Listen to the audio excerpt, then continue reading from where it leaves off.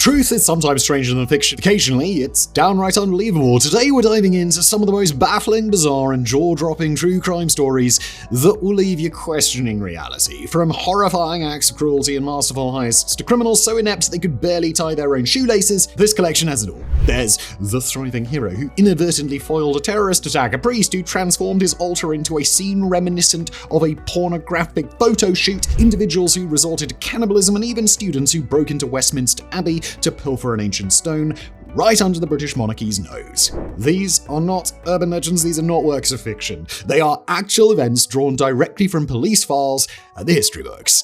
Let's jump in.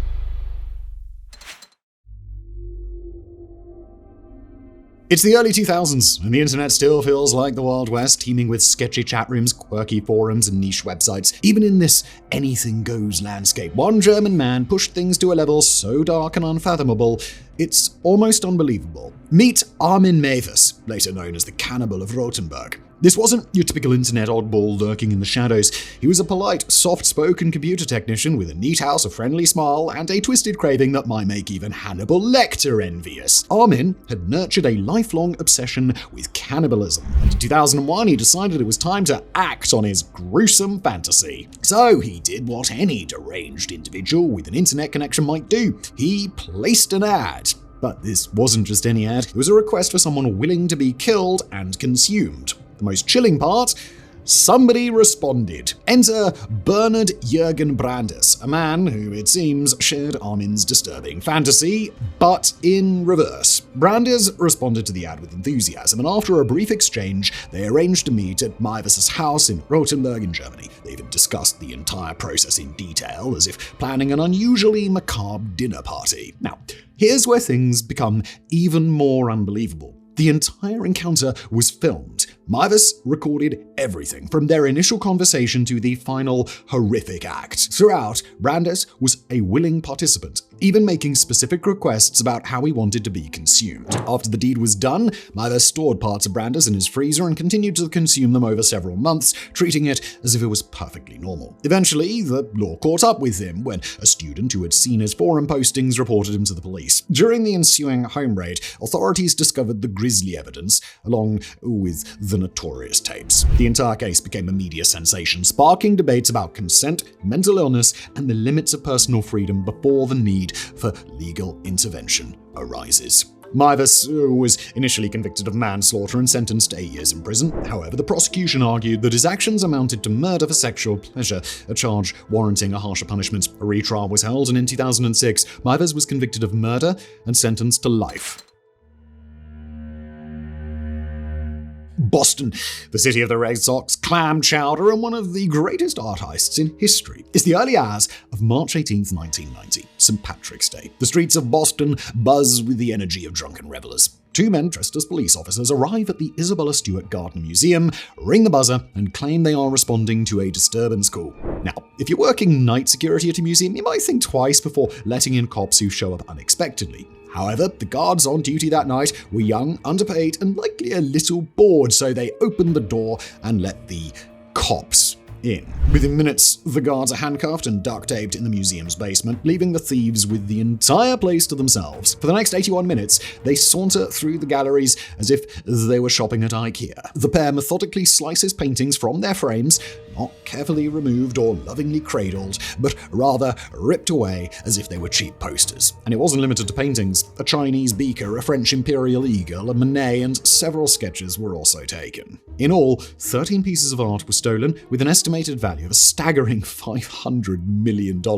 That is $500 million worth of creative genius disappearing into thin air. Meanwhile, the security guards end up earning about $14 an hour and a lifetime of wondering how they were so easily duped. Despite the fact that the heist was clearly the work of professionals, the entire plan was riddled with absurd flaws. First, none of the stolen artwork was insured. The Isabella Stewart Gardner Museum had been strapped for funds for years and had resorted to some incredulous shortcuts given the value of its collection. For example, while there were motion sensors, the museum had no security cameras anywhere on the property. Another bizarre detail is that the empty frames from the stolen paintings still hang in the museum today, serving as eerie reminders of what once was. They are less a tribute and more a bitter taunt. Yes, someone stole these, and we have absolutely no idea who. Despite countless leads, rumors, and full-blown FBI investigations, not a single piece of art has ever been recovered. Suspects have died, witnesses have gone silent, and all that remains are those lonely frames quietly collecting dust on the walls. The Isabella Stewart Gardner Museum heist remains the largest unsolved art theft in history. It is a tantalizing mystery that feels more like the plot of an Ocean's 11 film than a real-life event. On a bitterly cold night in Le Mans, France on February 2nd, 1933, a scene unfolds inside a modest house at 6 Rue Brière. One so shocking that it sends shivers down the spines of even the most hardened detectives. This is the night when Christine and Leah Papin, two quiet, introverted maids, become known as the infamous Papin sisters. The Papin sisters were not exactly the most well-adjusted pair. They had been shuffled among abusive family members before finally ending up in various domestic servant positions across France. When they both found employment with the Lancelot family, Christine as a cook and Leah as a maid, they appeared to gain a measure of stability. Or so it seemed. The sisters were intensely close, to the point where some speculated their relationship might have been unhealthy, if you know what we mean. To their employers, the Lancelots, however, they were simply seen as dependable, if a bit peculiar. They did their work, kept to themselves, and rarely engaged in conversation with anyone else. Then came that fateful February evening. Madame Léonie Lancelot and her daughter Geneviève returned home to find the lights out. The power had gone off, an occurrence not entirely unusual for the house, and Leah explains that Christine had blown the fuse while using the iron. Accounts of what happened next remain speculative, as they came exclusively from the Papin sisters. Nevertheless, what transpired was nothing short of pure horror. They reported that Madame Lancelot suddenly erupted in a rage and began assaulting Christine, a behavior that apparently had been increasing in frequency. When Monsieur Lancelot returned later that night, he found the front door bolted. Frustrated and deeply concerned, he summoned the police. When the officers forced their way in, they stumbled upon a scene so gruesome that it felt more like a nightmare than reality. Madame Lancelot and her daughter had been brutally murdered, their faces smashed beyond recognition, their eyes gouged out, and their bodies savagely torn apart. The force of the attack was so overwhelming that the detectives at the scene were physically ill. And where were the Papin sisters? Well, they were upstairs, naked, huddled together in their room, lying calmly on their bed. The murder weapons, primarily a hammer, a knife, and a pewter pot, rested casually nearby, covered in blood and hair. The sisters did not resist arrest. They didn't even attempt to explain themselves. Instead, they simply sat there, waiting for the inevitable. During the subsequent investigation, it emerged that years of repressed rage and psychological instability had exploded in one horrific moment. Christine, the elder sister, appeared to be the more dominant of the two. It was her rage, her orders, and her sheer bloodlust that drove the attack. Leah, meanwhile, simply followed her sister's lead, as if bound by some terrible, unspoken loyalty. The trial was a media circus, with everyone from psychiatrists to journalists scrambling to unravel the madness. Were the defendants simply mentally ill? Was there some twisted, obsessive bond between them? Or were they the inevitable products of a brutal, classist society that exploited vulnerable young women like themselves? Christine was condemned to death by guillotine, though her sentence was later commuted to life imprisonment. Leah, regarded merely as a pawn in her sister's violent outburst, received a lighter sentence of 10 years. Christine eventually died in an asylum in 1937, her mental state having deteriorated beyond repair. Meanwhile, Leah was released in 1941 and gradually disappeared into obscurity, living out her days in quiet anonymity. If you thought the major heists were the kind of schemes pulled off only by agile, tech-savvy youngsters, think again. This audacious robbery was orchestrated by a group of elderly gentlemen who looked more suited to a bingo hall than to breaking into a high-security vault. Over the Easter weekend in 2015, everything unfolded in the heart of London's diamond district, Hatton Garden. This area sees millions of pounds worth of jewels passing through it daily, and one particular vault there was about to be thoroughly ransacked. The heist was led by a man named Brian Reeder, a 76-year-old who walked with a limp and was nicknamed the Master by his fellow thieves. His crew was made up mostly of retirees well past their prime, but they weren't trying to impress their grandkids. They were determined to make history. The plan was executed with the meticulous precision you'd expect from seasoned criminals. It all began with the crew drilling through a 50-centimeter thick concrete wall, and they didn't rely on fancy new gadgets. Instead, they turned to reliable industrial tools, specifically a heavy-duty diamond-tipped drill. Once inside, they broke into the safety deposit boxes, prying them open like kids unwrapping Christmas presents. They grabbed cash, diamonds, jewelry, in short, anything of value that they could find. By the end of the heist, the loot was estimated to be worth nearly £14 million. The security systems never caught on. The thieves had chosen a long holiday weekend, knowing that no one would be around to notice anything unusual. With the delay in discovery, they were long gone before anyone had realized what had happened. Then, things took a hilariously absurd turn. Imagine old men trying to act cool. The gang was so disorganized during the getaway that some of the stolen items ended up stuffed in garbage bags, and when it was time to divide the goods, greed and paranoia began tearing them apart. The police were tipped off after surveillance footage showed the elderly gang members lugging bags and even drill equipment through the streets. When the cops finally raided their homes, they found bags full of cash and jewelry practically bursting out of cupboards. Reader, the so-called master, and most of the crew were arrested. Their advanced stage turned into a media punchline with headlines like "The Bad Grandpas" and "Dad's Army" making the rounds. Yet not everything was recovered. Around £10 million remains unaccounted for. Although the gang members eventually ended up in prison, the mystery of the missing millions still lingers. That lingering mystery is part of what makes the Hatton Garden heist so bizarre. It was a crew of geriatric criminals who pulled off one of the most famous heists in British history. Okay, perhaps it was technically a crime, but this one was cheered on by millions. In the early hours of Christmas Day 1950, one of the most daring and symbolically charged heists in British history unfolded. The theft of the Stone of Scone, also known as the Stone of Destiny, from Westminster Abbey in London. It was one of the most brazen and absurdly simple crimes ever committed. But it was one that came with a powerful political statement.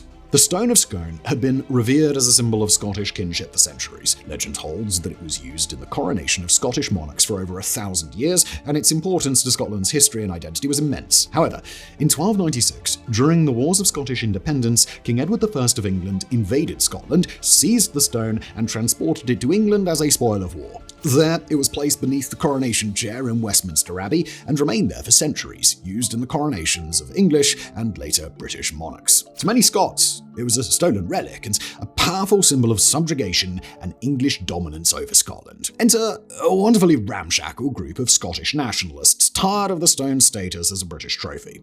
The plan was hatched by Ian Hamilton, a law student at the University of Glasgow, along with his fellow students Gavin Vernon, Kay Matheson, and Alan Stewart. Their mission was clear: to reclaim the Stone of Scone and return it to Scotland as an unmistakable gesture of defiance and cultural pride. The operation was nothing short of a comedy of errors. Despite meticulous planning, the theft was riddled with problems from the outset. After driving down to London in two separate cars, the group managed to gain entry to Westminster Abbey late at night. Breaking in, not exactly elegant, they forced open a side door and scrambled inside. Once they reached the coronation chair, they discovered that the stone was much heavier than they expected, weighing in at roughly 336 pounds, that's 152 kilos. While attempting to move it, the stone actually broke into two pieces. Panicked, yet determined, the group carried the larger pieces out of the abbey and loaded it into one of the waiting cars, while Kay Matheson took a smaller piece separately. They managed to evade police attention and began their journey back to Scotland. However, the authorities soon discovered the theft, launching nationwide manhunt and closing the English-Scottish border for the first time in 400 years. The stone's disappearance caused a massive stir across Britain, with news outlets reporting on the incident daily. For months, the stone was hidden in various locations across Scotland. During this period, a stonemason carefully repaired its broken pieces before it was ultimately placed on the altar of Arbroath Abbey in April 1951, a symbolic site where the Declaration of Arbroath, which asserted Scotland's independence, had been signed in 1320. Shortly after its display at Arbroath Abbey, authorities recovered the stone and returned it to Westminster Abbey. However, the incident had already left an indelible mark. Rather than being seen merely as an act of theft, it was widely interpreted as a powerful symbol of Scottish resistance and a renewed call for independence. Notably, the 4 Scottish heroes involved in the act were never prosecuted. In 1996, the British government officially returned the Stone of Scone to Scotland, where it now resides in Edinburgh Castle, although it is temporarily transferred back to Westminster Abbey for future coronations. The Bold Act by the students in 1950 became a pivotal moment in the modern Scottish nationalist movement, with Ian Hamilton in particular emerging as a celebrated folk hero.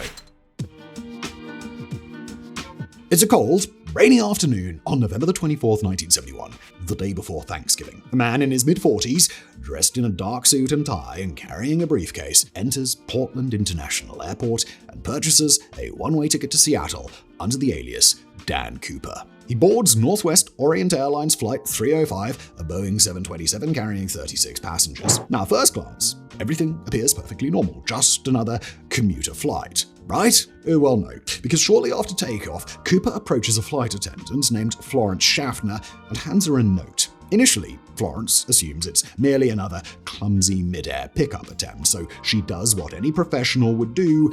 She ignores it. However, Cooper insists that she read the note, which coolly declares that he has a bomb in his briefcase. When Cooper opens his briefcase, Florence catches a glimpse of red sticks, wires, and batteries. Whether it's an actual bomb or not, it certainly looks the part. And throughout it all, Cooper maintains the unruffled demeanor of someone simply ordering a coffee. He lays out his demands. $200,000 in cash, 4 parachutes, and a fuel truck ready to refuel the plane in Seattle. He makes it very clear that if his demands are not met, everyone on board is going to die. In response, the authorities scramble. They gather the money, unmarked bills, mostly 20s, totaling exactly $200,000. By the time the plane lands in Seattle, the authorities have everything he asked for, including the parachutes. True to his word, Cooper allows the passengers to leave the plane, but he keeps several crew members on board and orders the plane to take off again, heading for Mexico City.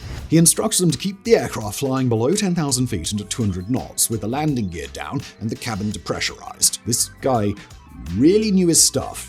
Somewhere over the dense, rugged wilderness of the Pacific Northwest, with rain pouring down and darkness swallowing the sky, D.B. Cooper opens the rear stairway of the plane and jumps. A man with no apparent training, carrying a heavy briefcase and $200,000 in cash strapped to his chest. Just like that, he vanishes. The aftermath was absolute chaos. The FBI launched an enormous manhunt, and agents scoured the forests of Washington state for months. They interviewed suspects, tested evidence, and followed leads that went absolutely nowhere. Not a single trace of Cooper was found. Almost.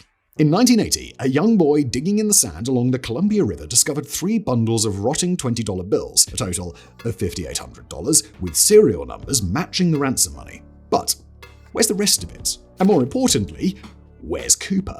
Over the years, theories have ranged from the plausible to the ridiculous. Did he die during the jump? Did he survive and live out the rest of his days in obscurity? Was he an ex-military genius or simply the luckiest amateur in history? The FBI officially closed the case in 2016. Although it remains unsolved, D.B. Cooper has become a legend, a folk hero even. He is the man who stared down the authorities, executed the only successful bit of air piracy in US history, and vanished without a trace. Whatever happened to D.B. Cooper remains a mystery so compelling that it's still discussed over 50 years later.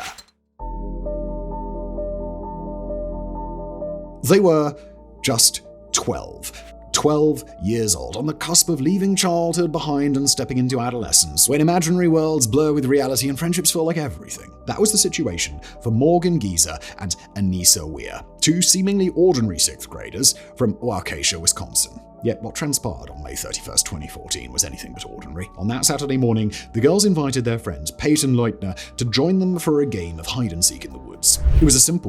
It was simply a day with 3 best friends hanging out after a birthday sleepover. Together, they walked into the dense forest of Davids Park, not knowing that only 2 of them would eventually walk out on their own. What happened next would mark one of the most chilling and surreal crimes in recent American history, a moment when an internet myth spilled over into real-life horror, an act that defied all expectations of childhood innocence. Morgan and Anissa went on to stab Peyton 19 times. They left her in the dirt, bleeding out, and ordered her to stay still so that she'd lose blood more slowly. They then fled on foot, embarking on a journey they believed would take them hundreds of miles into the woods all the way to Slenderman's mansion. And here is where it gets even weirder. This wasn't merely a case of violence. It was a case of belief, delusion, obsession, and a disturbing glimpse into the minds of 2 young girls who couldn't or wouldn't separate reality from fiction. Slenderman was born in 2009 as part of an online Photoshop contest on the forums of Something Awful. The challenge was to create something creepy, and one user submitted a black and white photo featuring children playing while a tall, faceless figure lurked in the background. And with that, a modern bogeyman was born. The internet caught fire. Slenderman stories exploded across sites like Creepypasta, Reddit, and YouTube. He became an entity without a face, a shadow in the trees, a supernatural stalker of children who whispered threats in the dark. For many, however, it was just fiction, a scary story to tell at sleepovers. But to Morgan and Anissa, he was real. They believed that they had to kill for him, that he was watching them, and that he would hurt their families if they disobeyed. Most disturbingly, they thought that by murdering their friends, they would become his proxies, servants destined to live with him in his mansion deep in the Nicolet National Forest. The plan was not impulsive. It was chillingly premeditated. They had been plotting for months. At first, they considered killing Peyton in her sleep, then in the bathroom. Eventually, they settled on the woods. Against all odds, Peyton survived. She dragged herself to a bike path where a passing cyclist found her. After spending 6 days in hospital, she miraculously recovered. The aftermath turned into a legal and psychiatric nightmare. Morgan Geezer was later diagnosed with early-onset schizophrenia. She claimed to see and hear Slenderman along with other hallucinations on a daily basis. Anissa, while not psychotic, was described as deeply impressionable and swayed by Morgan's intensity. Both girls were charged as adults because of the severity of their crime, despite their age. Anissa ultimately received 25 years in a mental health facility, while Morgan got 40. These long sentences were largely symbolic. Anissa was released in 2021, although only after agreeing to a lengthy list of stipulations, and Morgan is expected to be moved into a group home at some point this year. However, the Slenderman stabbing was not an isolated event. Its dark shadow stretched far, and similar incidents soon followed. In the weeks after the story broke, an unidentified woman from Cincinnati, Ohio, told a local TV reporter that her 13-year-old daughter had attacked her with a knife. The girl had been writing disturbing stories, many of them featuring Slenderman, and the mother believed that the creature had motivated the assault. On September 4, 2014, nearly 3 months later, a disturbing incident unfolded in Port Richey, Florida. A 14-year-old girl allegedly set her family's house ablaze while her mother and younger brother were inside. Investigators later discovered that she had been deeply immersed in Slenderman stories online, as well as the dark fantasy manga Soul Eater, authorities confirming a direct connection to these influences. Then in early 2015, a troubling wave of suicide attempts swept through the Pine Ridge Indian Reservation in South Dakota. Many young people involved, with some as young as 12, had reportedly mentioned Slenderman. Some members of the Oglala Sioux tribe even linked the figure to a traditional suicide spirit, serving as a stark warning that society was drifting into dangerous territory. For many, Slenderman had transformed from a mere creepy myth into something far more sinister, a symbol, a mirror reflecting modern fears, and a ghost that haunts both the internet and the minds of the vulnerable. This one isn't for the squeamish. Meet Richard Trenton Chase, a man whose deranged crimes were so horrifying that he became known as the Vampire of Sacramento.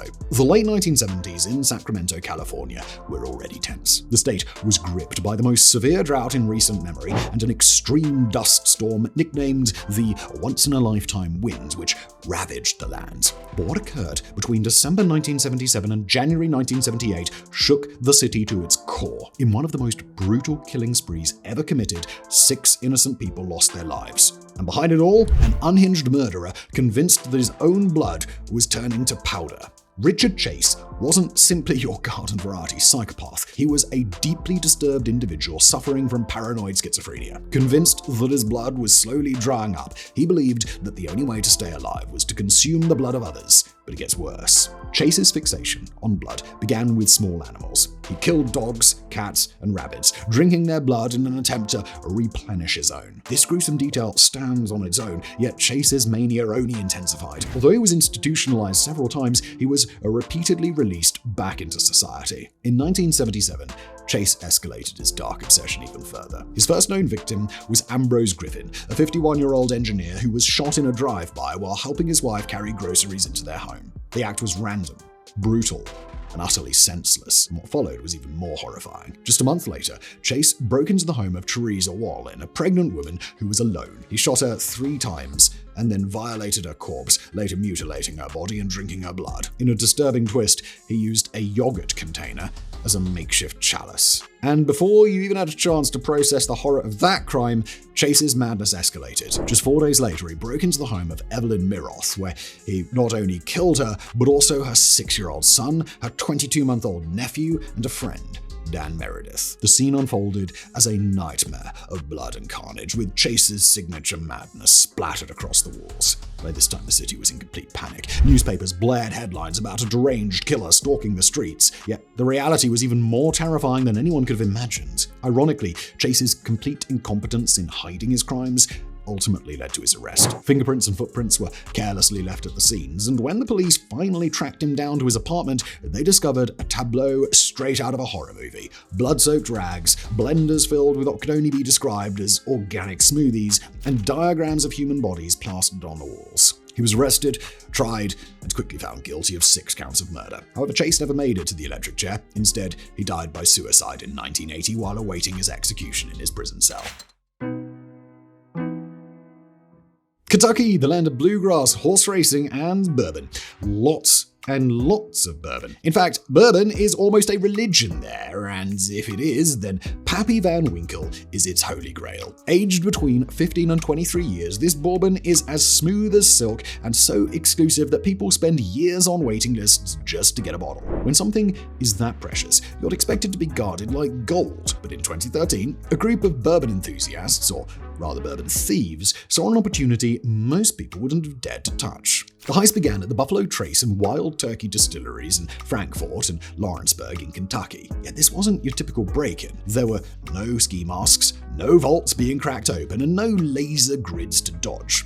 Instead, the operation relied on inside men and backdoor dealings. The mastermind was a man named Gilbert Toby Kurtzinger, a longtime employee at Buffalo Trace who saw an opportunity to profit from the black market bourbon trade. And when it comes to Pappy Van Winkle, the black market is as real as gets. Kurtzinger and his crew quietly smuggled bottles and barrels off the premises, sometimes loading entire barrels into the backs of pickup trucks and driving off as if headed to a neighborhood barbecue. Thanks to his deep connections within the bourbon world, the operation ran smoothly, effortlessly, and most importantly, profitably. They weren't just stealing cheap swill. We're talking thousands of dollars worth of rare bourbon, including the ultra-scarce Pappy Van Winkle 20-year and 23-year bottles. In bourbon circles, this stuff basically liquid gold. So, how'd they get caught? Well, greed and arrogance began to unravel the scheme. For years, the relatively minor operation went unnoticed, but as more stolen bourbon vanished from the warehouses, whispers started to spread. Once the local police caught wind of the scheme,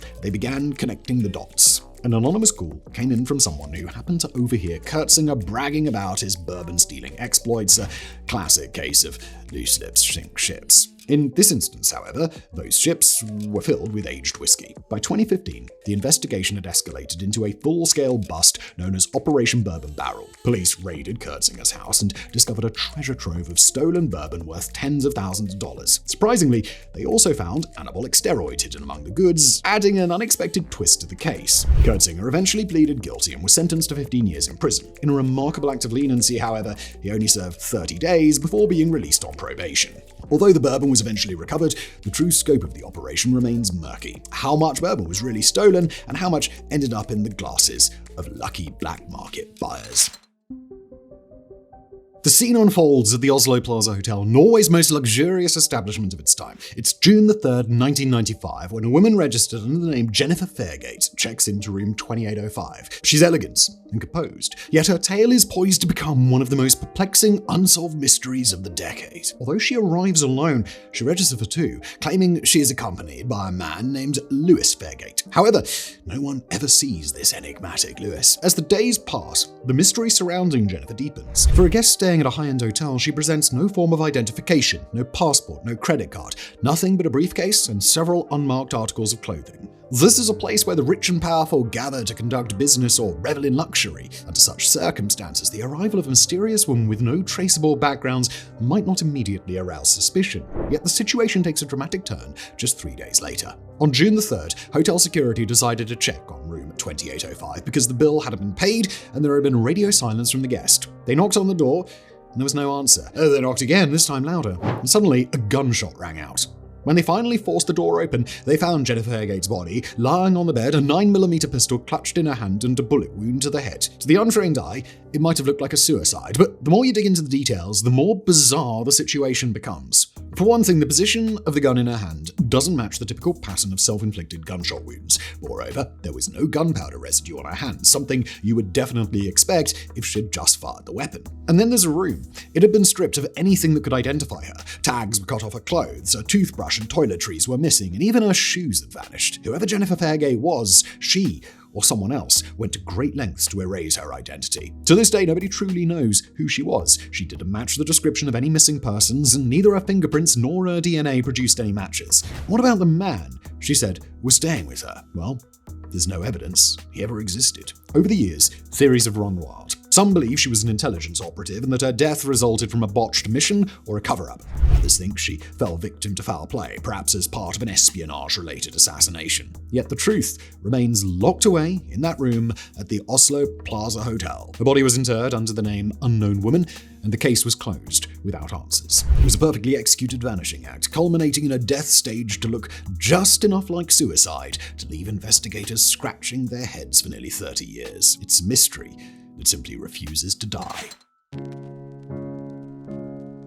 The Mona Lisa was already regarded as a masterpiece by the early 20th century, admired by art enthusiasts and scholars around the globe. Yet its notoriety would ultimately derive not from its beauty, but from the mystery surrounding its disappearance. On the morning of August 21st, 1911, something was amiss in the Louvre's Salon Carré. Leonardo da Vinci's iconic portrait had vanished from its place, leaving behind nothing more than bare hooks and an empty space. Initially, the museum staff assumed the painting had been temporarily removed for cleaning or photography. It wasn't until the following day that they realized that actually it had been stolen. The theft was so audacious and unexpected that it quickly became an international sensation. The Louvre was thrown into chaos and closed for a week while French police scrambled to gather clues. What they discovered only deepened the sense of surrealism surrounding the entire event. The Louvre security at the time was laughably inadequate by modern standards. The Mona Lisa was kept in a basic glass case bolted to the wall with no alarm system or round-the-clock guards. In effect, only a few screws held the world's most valuable painting in place,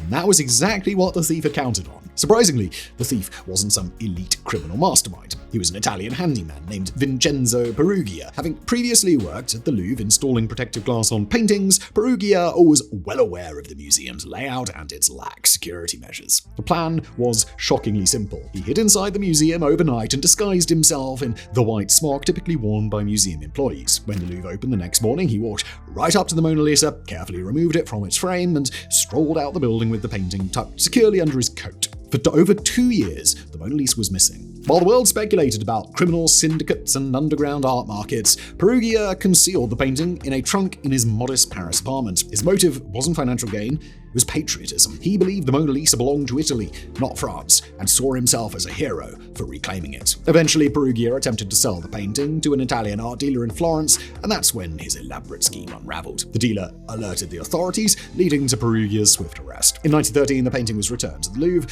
completely undamaged. Ironically, Perugia's theft catapulted the Mona Lisa to unprecedented fame. Once just a celebrated painting, it became a global icon, forever remembered as the masterpiece that survived an audacious heist. September 5th, 2012. In the French Alps, in a picturesque and quiet area near the village of Chevelon and just a stone's throw away from Lake Annecy, where tourists typically come to hike, relax, and enjoy the serene beauty of the surrounding mountains. Yet on this day, an event of unspeakable horror shattered that tranquility and turns the peaceful landscape into a scene of terror. Brett Martin, a cyclist out enjoying the clear afternoon air, suddenly stumbles upon a nightmare. Parked on a narrow forest road is a BMW with its engine still running and the wheels spinning uselessly in gravel. Inside the vehicle, the bodies of 3 people lie slumped over, victims of an execution. In the front seats are Iraqi-born British engineer Saeed Al-Hili and his wife Iqbal, and in the back seats, Iqbal's mother, Sahilifa Al-Alaf. The horror, however, doesn't end there. Nearby, another man lies dead from gunshot wounds. He's later identified as Sylvain Mollier, a French cyclist who seemingly happened to just be in the wrong place at the wrong time. And then there's the most haunting detail. A 4-year-old girl named Zena cowering between her mother's legs in the back seat, completely unharmed. She remains hidden there for 8 long hours waiting for the nightmare to end. When the police finally arrive, they find her terrified,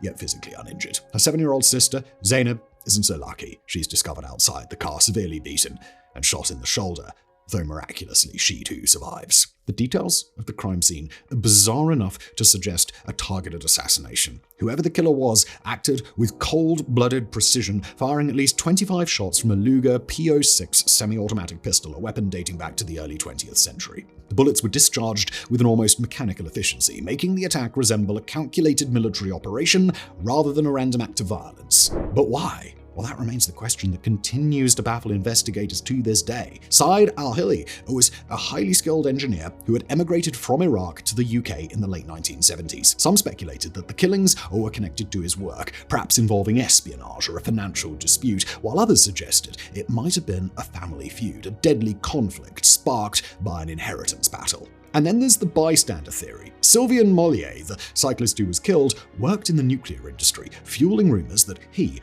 rather than the al-Haye family, had been the intended target. Some even proposed that the killer might have mistaken him for Said al-Haye due to a bizarre mix-up. Another possibility is that it was simply the result of a random attack by a deranged individual. However, nothing about the crime scene suggests randomness. The approach was clinical and methodical. Clearly, whoever committed the act had experience. Despite thousands of hours of investigation, countless interviews, and theories ranging from the plausible to the absurd, the case remains unsolved. No arrests, no closure, only a family brutally gunned down in the middle of the Alps, leaving behind a trail of grief and unanswered questions.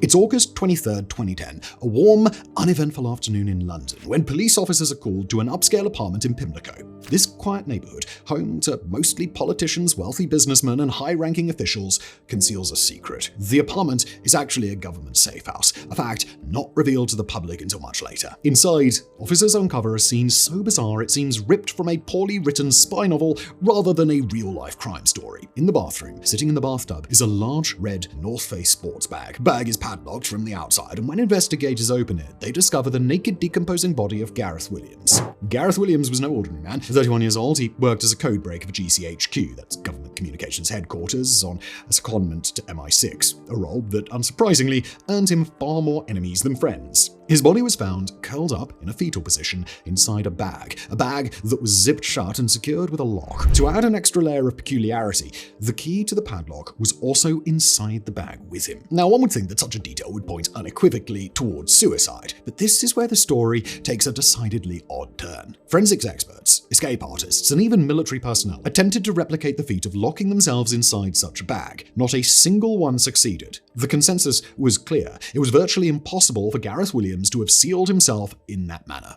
Yet, the initial police investigation was swift to label his death as probably accidental. They floated various theories: autoeroticism, an experiment gone awry, or perhaps an elaborate prank. However, none of these explanations really add up. Then there was the other evidence. The apartment showed no signs of forced entry or any struggle. His belongings were arranged with obsessive precision, neatly stacked and perfectly ordered, as if someone had meticulously tried to leave the place spotless. And what about his MI6 colleagues? Well, their cooperation with the investigation was minimal at best. In fact, it took MI6 8 days to report Gareth missing. 8 days during which his body was rotting in a sealed bag in a locked apartment. Some of his friends claimed that Williams had spoken about feeling uneasy at work, even suggesting that he was being surveilled. There's also the claim that he was involved in highly sensitive projects, including secret operations with Russian intelligence. Whether or not that's true, his position alone lends plausibility to the idea of foul play. An inquest in 2012 concluded that Williams' death was unnatural and likely to have been criminally mediated. The coroner even suggested that third-party involvement was almost certainly a factor. Meanwhile, the Metropolitan Police quietly closed their investigation, asserting that his death was most probably an accident. No suspects, no arrests, just a mountain of unanswered questions. Theories still swirl around the case. Some suggest that foreign agents were responsible for Williams' death, while others believe it was the result of a botched MI6 interrogation. There's also the theory that he became involved in a strange personal experiment that went horribly wrong.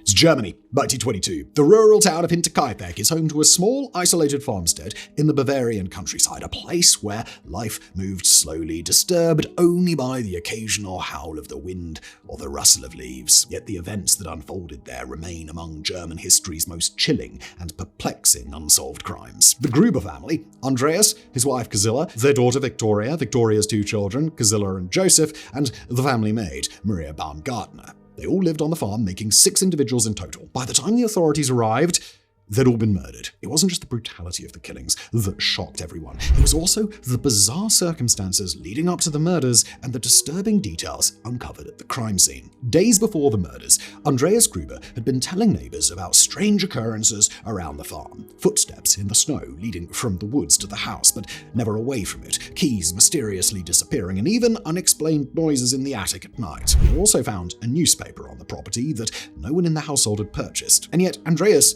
did nothing about it. Whether it was sheer stubbornness or quiet fear, he chose to stay. On the night of March 31st, 1922, someone finally made their move. The killer methodically lured each family member to the barn one by one and bludgeoned them to death with a mattock, a pickaxe-like farming tool. When the adults were discovered, their skulls were caved in with gruesome precision. Little Gazilla, just 7 years old, clutched clumps of her own hair in her fists, a haunting sign that she had torn at her hair in agony before ultimately succumbing to her injuries. But the horror didn't end in the barn. The killer then moved into the house, murdering 2-year-old Joseph and the maid, Maria Baumgartner, who had arrived at the farm only the day before to start her new job. What follows is what truly cements the Hinterkaifeck murders as one of the most bizarre crimes in history. The perpetrator didn't simply flee after committing these gruesome acts. In fact, the killer stayed at the farm for several days. Evidence revealed that the animals had been fed, food had been consumed, and smoke was seen rising from the chimney. In a chilling twist, the killer made themselves at home, living among the bodies that they had created. By the time neighbors reported the family missing, the murderer had long vanished. The police investigation turned up very little, and despite interviewing countless suspects over the years, the case grew colder with each passing decade. Theories have ranged from a family feud gone wrong and a wandering madman to a revenge plot involving Victoria's former lover. Yet no motive has ever been confirmed, and every promising lead has ultimately met a dead end. The isolated nature of the crime scene, the killer's unnerving decision to remain on the farm for days, and the sheer brutality of the murders make this case feel like something ripped straight from the pages of a horror novel. Yet there's nothing fictional about this. To this day, the Hinterkaifeck murders remain unsolved. Although many people love to theorize about what transpired that fateful night, the truth likely died along with the 6 members of the Grubber family. In the quiet city of Nizhny Novgorod in Russia, a local historian and linguist named Anatoly Moskvin was considered something of an eccentric. Intelligent, erudite, and fluent in more than a dozen languages, he earned respect in academic circles for his research and writings. However, Moskvin's true fascinations were far darker than anyone could have imagined. The unsettling reality emerged in 2011 during an investigation into a series of grave desecrations across the region. Local cemeteries were being vandalized, leaving everyone puzzled about the motive and the identity of the perpetrator. It wasn't until officers visited Moskvin's apartment that the full scale of his disturbing obsessions became shockingly clear. Inside his small, cluttered home, police discovered 29 mummified bodies of young girls, ranging in age from 3 to 15. But these were not ordinary bodies. Each had been dressed in colorful, elaborate clothing, dresses, stockings, even knee-high boots. Their faces were painted with makeup and fitted with glass eyes, giving them a grotesque, doll-like appearance. Moskvin had taken extraordinary measures to preserve the bodies. He used a combination of salt and baking soda to dry them out before placing them in various locations around his apartment. Some bodies were arranged on furniture as if participating in a disturbing tea party, while others were posed like twisted, broken mannequins. During police interviews, Moskvin was unexpectedly candid. He explained that he'd been fascinated with death for most of his life. As a child, he recalled witnessing the funeral of an 11-year-old girl, a memory that left a lasting impression on him. From that moment on, his obsession with death and burial rituals only deepened. His fixation went far beyond mere academic curiosity. Moskvin admitted that he would visit graveyards at night and dig up the corpses of young girls that he believed could be brought back to life. In his mind, this act was not one of desecration, but one of salvation. He saw his disturbing deeds as a kind of adoption, an attempt to bestow new lives on the girls, however bizarre and horrifying that new life might be. Even more shocking was the fact that Moskvin's parents lived with him in the apartment. They appeared oblivious to his macabre activities, mistakenly believing that the bodies were nothing more than enormous lifelike dolls he was collecting as part of an eccentric hobby. Despite the unspeakable horror of his actions, Moskvin was declared mentally unfit to stand trial and was committed to a psychiatric institution. To this day, he remains institutionalized, and his eventual release is considered to be highly unlikely. The sheer absurdity of his crimes, digging up children's bodies and painstakingly transforming them into disturbing doll-like figures resembles the plot of a horror movie and not real life. Yet this was the harsh reality for the families of those whose remains were desecrated, with each new discovery reopening wounds they thought were healed. In the summer of 1907, Dublin buzzed with preparations for King Edward VII's upcoming royal visit. While authorities polished silverware and rehearsed the pomp and ceremony, someone else was plotting something far more daring. The target was the Irish crown jewels, a set of priceless insignia belonging to the Order of St. Patrick, Ireland's equivalent of the English Order of the Garter. The jewels, which included a diamond-encrusted star and badge adorned with rubies, diamonds, and emeralds, were estimated to be worth over £50,000 at the time, a fortune in 1907 equivalent to around £5 million today. These treasures were supposedly kept under lock and key at Dublin Castle, in the safe housed within the Office of Arms. Sounds pretty secure, right? Well, not quite. The jewels were actually stored in a flimsy safe located in the library, a room to which several people had easy access. And if that wasn't bad enough, the safe was affixed to a wooden shelf. The keeper of the jewels was Sir Arthur Vickers, a man known for enjoying his whiskey a bit too much and taking his job security far too lightly. It didn't help that the keys to the safe were often left lying around or casually handed over to employees who had no business possessing them. The jewels were discovered missing on July 6, 1907. The safe was found unlocked. Panic quickly spread throughout Dublin Castle, prompting a frantic search. Yet the jewels were gone, leaving not a trace behind. The investigation was an utter disaster. Sir Arthur Vickers came under intense scrutiny and was accused of gross negligence, if not outright complicity. Vickers, however, vehemently proclaimed his innocence, turning the accusations back on his colleagues by alleging sabotage and even naming specific individuals he believed were involved. Despite his fervent claims, his accusations were dismissed. One particularly suspicious figure was Francis Shackleton, the brother of the famous explorer Ernest Shackleton. Francis had access to the safe and was reportedly seen acting oddly around the time of the theft. Although these circumstances cast a long shadow over his reputation, he was never charged with any crime. Another theory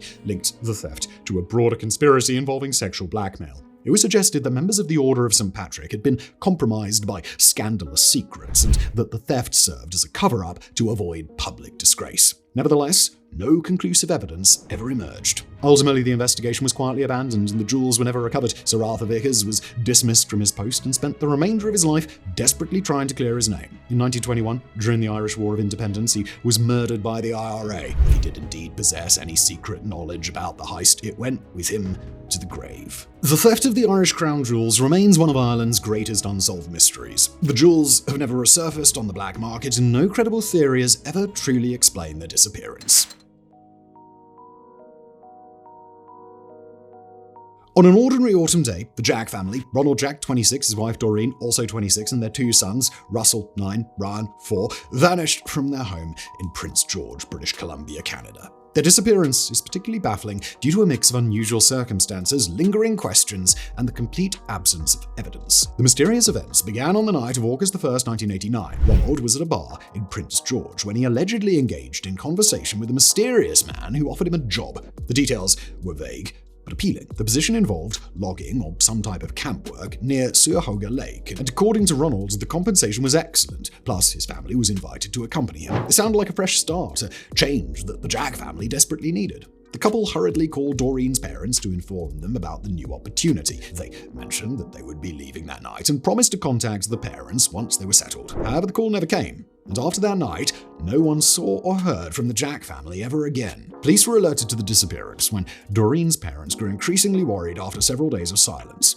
Investigators soon discovered that the family's house had been left in an oddly normal state. Although bills were left unpaid, everything in the house appeared undisturbed, as if they'd left expecting to return soon. Yet there were no clues, no signs of a struggle, no indication of where they had gone, and no information about exactly whom Robert had spoken to that night at the bar. And what about Cuyahoga Lake? The area was remote, with dense forests and unforgiving terrain, making the search for them akin to looking for a needle in a haystack. As the investigation progressed, so too did the rumors. Some speculated that the family had been murdered, with their bodies hidden somewhere in the vast wilderness. One theory even suggested that Ronald had been lured away as part of a human trafficking operation or another criminal enterprise. This wasn't an unreasonable theory, especially since in the years leading up to their disappearance, Prince George had been linked to various unsavory dealings. Despite multiple investigations over the decades, decades, not a single trace of the Jack family has ever been found. No remains, no belongings, and no verified sightings. It's as if they were swallowed by the wilderness, simply erased from existence. There have been reported sightings with claims that the family was alive and well in various parts of Canada, yet nothing ever panned out. Every lead turned cold, and every tip-off ended up being nothing more than empty hope. The Jack family disappearance remains one of Canadian history's most haunting unsolved cases. It isn't just the absence of answers that makes it so disturbing, it's the complete lack of evidence. They didn't merely disappear, they were seemingly wiped off the face of the earth.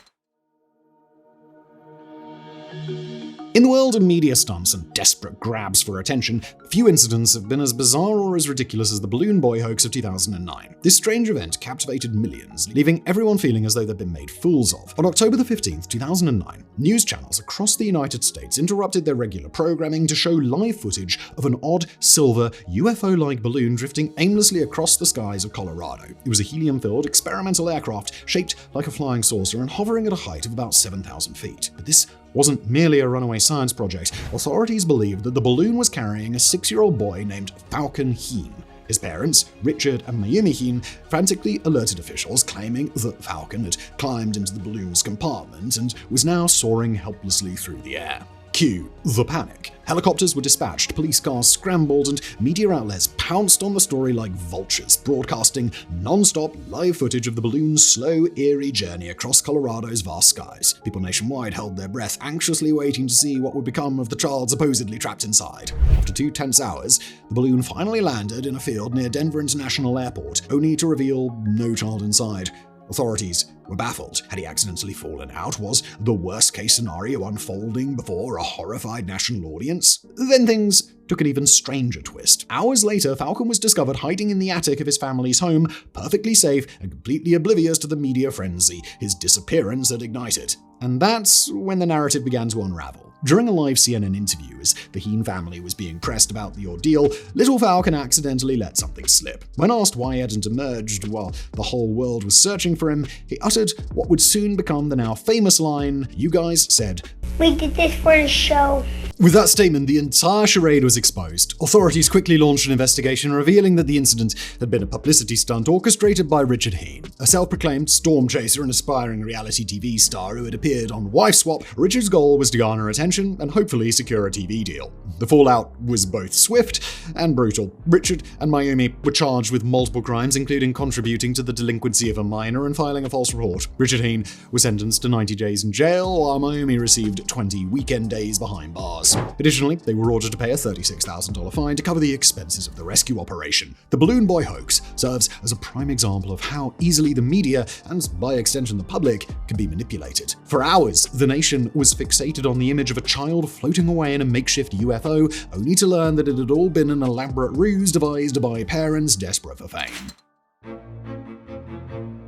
In the early hours of May 26, 2012, Miami's MacArthur Causeway, normally just a busy bridge connecting downtown Miami to South Beach, became the scene of one of the most horrifying attacks ever caught on camera. What would later be sensationally dubbed the Miami Zombie Attack, or the case of the Florida Face Eater, unfolded before witnesses. At around 2 p.m., passing motorists began making frantic 911 calls about a gruesome assault taking place on the pedestrian walkway alongside the highway. When police arrived, they found 31-year-old Rudy Eugene completely naked and straddling another man's body. However, it was his horrific actions that left even the most seasoned officers stunned. Eugene was biting and tearing at the face of his victim, later identified as 65-year-old Ronald Popo, a homeless man. Blood was everywhere, and over 80% of Popo's face had been torn away. Despite police orders to stop, Eugene continued his brutal attack, growling and acting like a wild animal. Officers had no choice but to shoot him multiple times, ultimately killing him. Popo, on the other hand, had somehow survived, but was left horribly disfigured and permanently blind. Initial speculation ran wild. Many assumed that Eugene was under the influence of a powerful, mind-altering drug, with bath salts being the most frequently cited culprit. At the time, this synthetic drug was linked to bizarre, violent behavior and delusions, a plausible, though far from comforting explanation. However, toxicology reports soon complicated the story. When the Miami-Dade County Medical Examiner's Office released their findings, they revealed that the only drug present in Eugene's system was marijuana. There were no bath salts, no designer drugs, nothing that offered a logical explanation. This contradiction is what made the case so unsettling. A man with no history of violence, no clear motivation, and evidence of only cannabis in his system had perpetrated one of the most brutal assaults in recent memory. It was a crime that defied all rational explanation. Eugene's background reveals a man struggling with mental health issues and addiction. Something snapped that day, whether it was a psychotic break, an undiagnosed mental illness, or a drug reaction that tests couldn't detect. We may never know. Meanwhile, Ronald Poppo spent months in the hospital undergoing reconstructive surgeries. Despite enduring unimaginable trauma, he showed remarkable resilience, even learning to play the guitar and joking with the medical staff during his recovery. The incident left the city of Miami stunned and bewildered, with tabloids salivating over terms like zombie and face eater. Almost overnight, it evolved into a chilling urban legend. Some crimes are elaborate, daring, meticulously planned, and then there's the case of MacArthur Wheeler and Clifton Earl Johnson, two men whose criminal incompetence was so staggering that it even inspired a psychological study. The year was 1995, and Wheeler and Johnson were feeling confident. Why? Well, because they'd discovered what they believed to be the perfect method for pulling off a bank robbery without getting caught. No masks, no disguises, not even a clever change of appearance. Their master plan relied entirely on lemon juice. Wheeler had convinced himself that smearing his face with lemon juice would render him invisible to security cameras. His logic was simple. Since lemon juice is used as an invisible ink, it must have the power to make a person's face invisible to cameras as well. Foolproof, right? Dude, armed with this astonishing lack of knowledge, Wheeler and Johnson marched straight into not one, but two Pittsburgh banks and robbed them in broad daylight. They made no effort to conceal their faces. In fact, both looked directly at the surveillance cameras. It didn't take long for the police to track them down, surveillance footage clearly capturing their unmasked, lemon juice-covered faces in perfect detail. Johnson was arrested a few days later, while Wheeler remained at large for several months. Even the police were stunned by the sheer stupidity of the act. The case prompted researchers David Dunning and Justin Kruger to investigate why incompetent individuals often fail to recognize their own incompetence. Their research ultimately led to what is now known as the Dunning-Kruger effect, a psychological phenomenon in which people with low ability in a specific area grossly overestimate their own skills. Wheeler's ill-conceived lemon juice experiment became a textbook case of how ignorance and overconfidence can lead to disastrously poor decisions. His plan didn't merely fail, it failed with such profound audacity that scientists later studied it to understand how people can remain oblivious to their own lack of ability. The United States has seen its share of tragedies, but few compare to the horrifying events that unfolded on May 18, 1927 in the small farming community of Bath Township, Michigan. Widely regarded as the deadliest school massacre in U.S. history, the brutality of the incident still leaves people speechless even a century later. The man responsible was Andrew Kehoe, a local farmer, handyman, and part-time school treasurer. Known for his cantankerous nature and fierce temper, Kehoe had grown increasingly bitter over financial troubles. He'd lost his farm to foreclosure and frequently clashed with local officials over property taxes, which he blamed on the new Bath Consolidated School. Kehoe wasn't the kind of man to accept grievances passively. Instead, he devised a meticulous plan of revenge targeted at the very institution he believed was responsible for his downfall. For months, he planted hundreds of pounds of dynamite and pyritol, a powerful explosive typically used for agricultural purposes, in the school's basement. Every charge was carefully concealed and linked to a makeshift detonator. All of this was executed with a chilling precision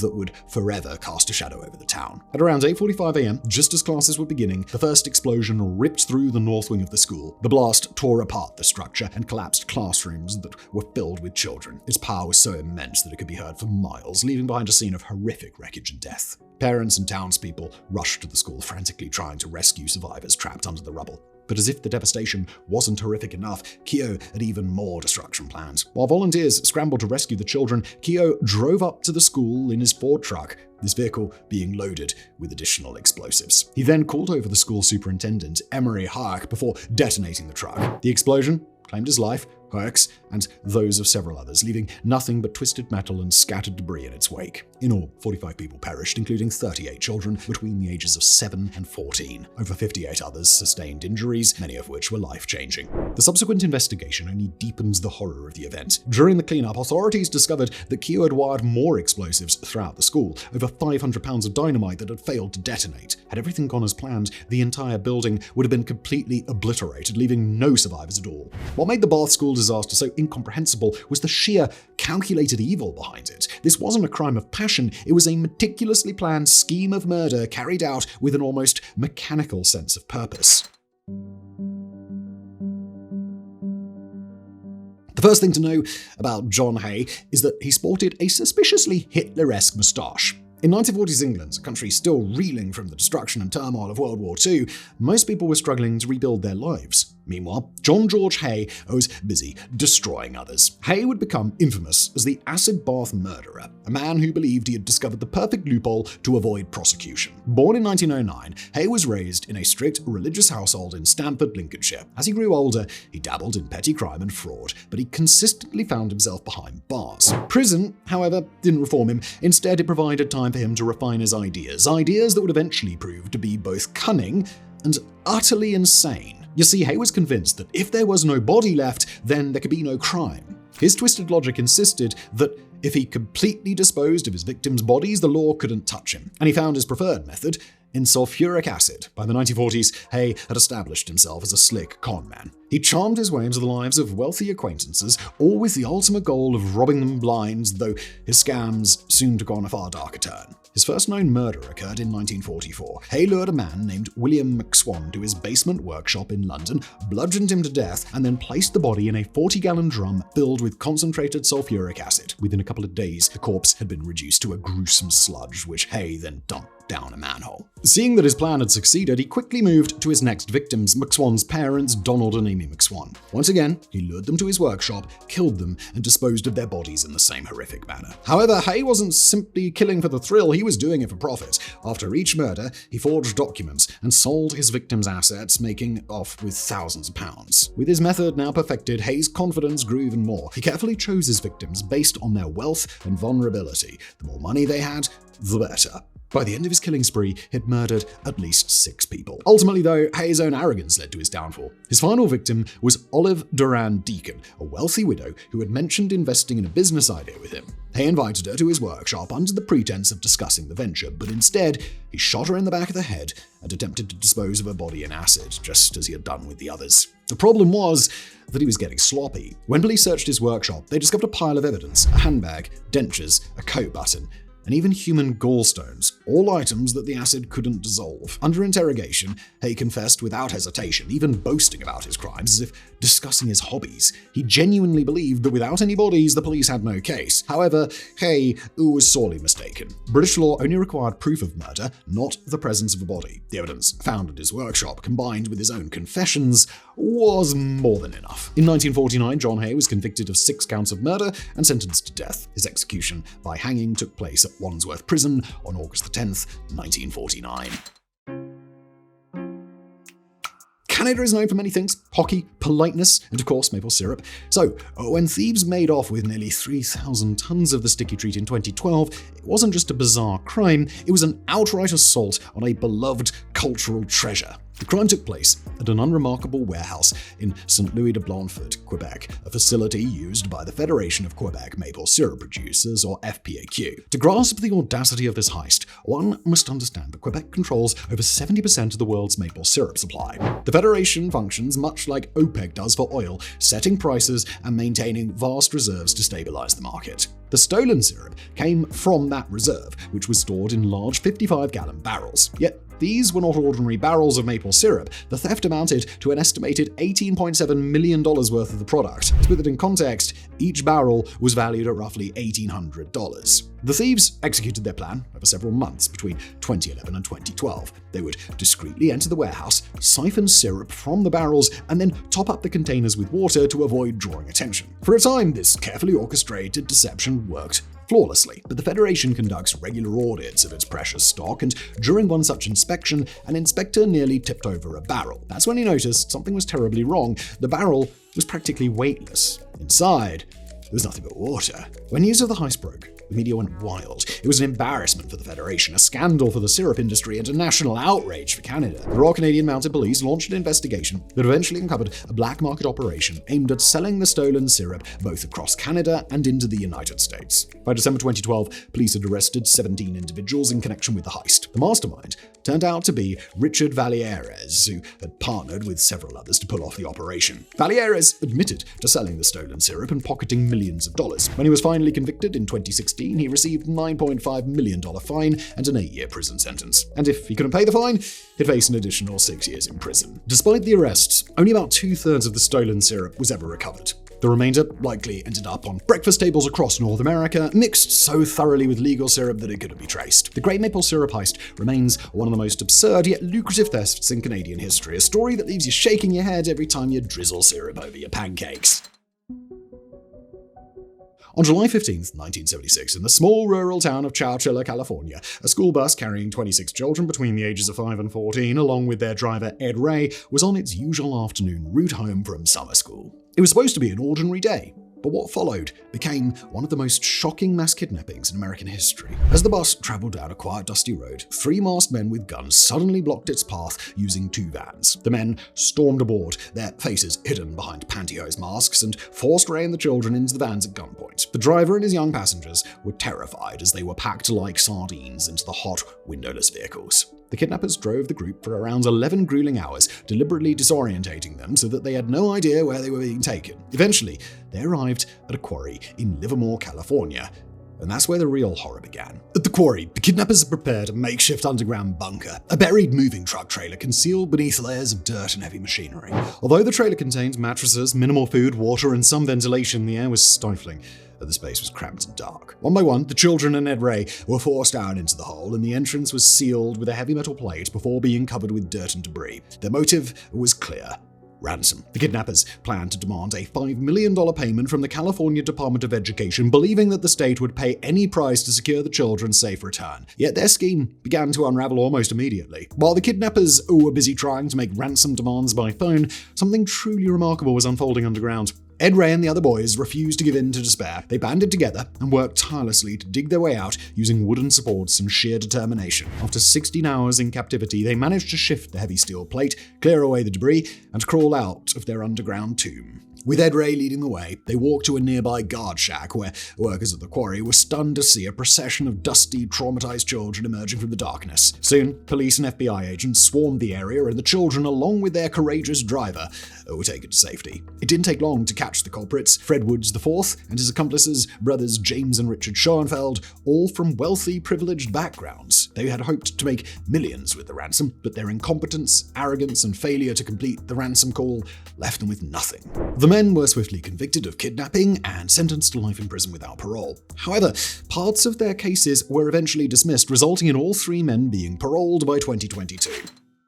On March 1, 1976, in the affluent suburb of Bethesda, Maryland, just outside Washington, D.C., a terrible event set off one of the most perplexing manhunts in American history. At the center of this mystery was William Bradford Bishop Jr., a well-educated and highly respected U.S. State Department official with a promising career and seemingly perfect family. But something snapped. That March evening, Bishop left work early, saying he felt unwell. He drove to the bank, withdrew a sizable amount of cash, and then stopped at a local hardware store to buy a sledgehammer, a shovel, and a can of gasoline. His final stop was at a gas station, where he filled the gas can. What he did next defied all comprehension. Bishop returned to his upscale home in Bethesda, where his wife, Annette, his mother, Libella, and his 3 sons, William, Brenton, and Jeffrey, ages 14, 10, and 5, were gathered, quietly immersed in their evening routines. What happened next was nothing short of a massacre. Armed with a sledgehammer, Bishop methodically murdered his entire family, brutally beating them as they slept. When he was done, 5 lifeless bodies lay in a house that had once echoed with laughter and love. And Bishop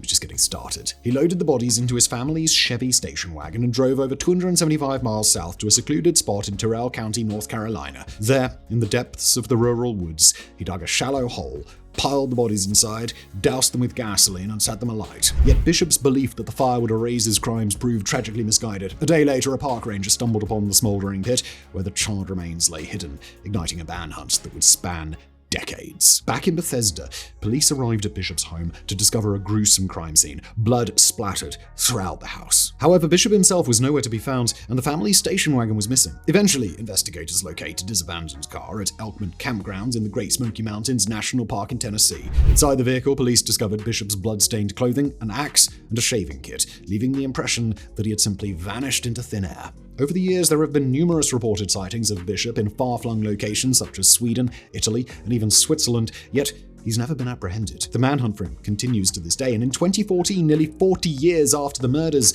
the FBI placed him on their 10 most wanted fugitives list. Speculation about what triggered his actions ranges from financial stress and career dissatisfaction to mental illness and family discord. The truth remains elusive. Despite seemingly having it all, education, wealth, and a loving family, Bishop ultimately committed an unspeakable act of violence, leaving more questions than answers. Some believe he's dead, others are convinced he's living a new life under an assumed identity. Until definitive proof emerges, the mystery of Bradford Bishop will continue to haunt the investigators determined to bring him to justice.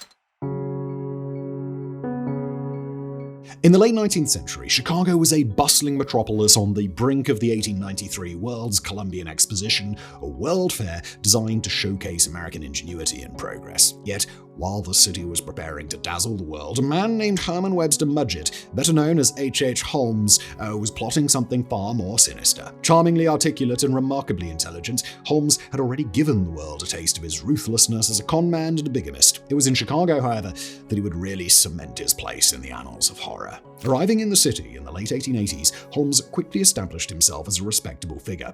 By day, he worked as a pharmacist. By night, he swindled countless people out of their money and, most disturbingly, began construction on what would become infamously known as his murder castle. The building, located at 601 to 603 West 63rd Street, was an architectural monstrosity. Stretching a full block and rising 3 stories, it was ostensibly meant to serve as a hotel for visitors attending the World's Fair. Yet this was no ordinary hotel. Instead, the structure was a labyrinth of hidden rooms, trapdoors, enigmatic staircases leading to dead ends, and soundproof chambers. Holmes was directly involved with the design, continually hiring and firing construction crews to ensure that no one ever fully comprehended the building's layout. It wasn't merely a case of architectural incompetence, it was a deliberate part of a chilling master plan. Inside, the murder castle boasted rooms designed solely for the purpose of killing. Some rooms were equipped with gas pipes, allowing Holmes to asphyxiate his victims on a whim, while others were airtight chambers where unfortunate occupants would slowly suffocate. And in the basement, there was a dissection room where bodies were stripped of flesh and their skeletons sold to medical schools. The sheer efficiency and cold-bloodedness of his operation would put even the most brutal modern serial killers to shame. Holmes lured his victims, primarily young women, by offering them jobs, lodging, or even romantic relationships. Yet once they entered his so-called hotel, most were never seen again. During the fair's peak, in 1893, countless visitors passed through Chicago, and some unwittingly ended up at Holmes's dubious hotel. In many cases, these individuals simply vanished without a trace. Holmes's crimes only came to light when his intricate con schemes began to unravel. The law eventually caught up to him, not for his murders, but for insurance fraud. It was during the ensuing investigation into his other schemes that the true horror of the murder castle was uncovered. When police finally searched the building, they found blood-stained operating tables, torture devices, and even a crematorium where he disposed of bodies. The entire structure stood as a nightmarish monument to the depravity of one man. Holmes was arrested, tried, and convicted of multiple murders. Although he confessed to 27 killings, many of these were later proven to be lies or exaggerations intended to enhance his own infamy. Authorities estimate, though, that his actual victim count could be as high as 200. In 1896, Holmes was hanged in Moyamensing Prison in Philadelphia. True to his notorious nature, even his death was marked by an eerie twist. Witnesses reported that his neck did not break during the hanging. Instead, he was slowly strangled to death over the course of 15 minutes. After his execution, the infamous murder castle was partly destroyed in a mysterious fire and later demolished. Yet the legend of H.H. Holmes endured, cemented by the dark allure of his architectural death trap.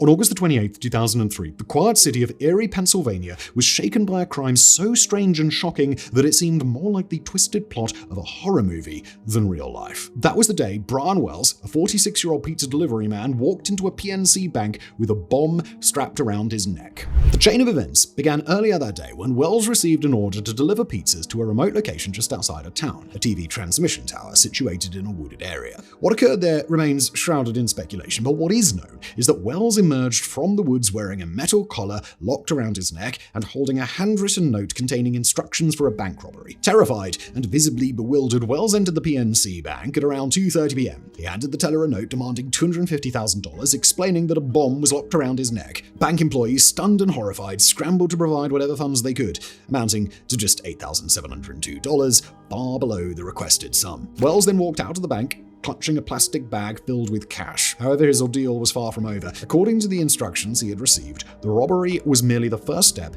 in a twisted scavenger hunt. The notes directed him to complete various tasks around the city in order to unlock the collar with a clear implication. Follow the orders or risk the bomb detonating. Wells didn't get very far. The police quickly spotted him standing beside his car in the parking lot. They handcuffed him and made him sit on the ground while they tried to understand what the hell was happening. What followed was a tense, chaotic scene. Wells repeatedly told the officers that he was just a victim, a man forced to commit a robbery against his will. He pleaded for help, insisting that the bomb would go off if the collar wasn't removed. The bomb squad was called, but they couldn't arrive in time. Just 30 minutes after the robbery, the device exploded, killing Wells instantly. Footage of his final moments was broadcast live, horrifying viewers across the nation.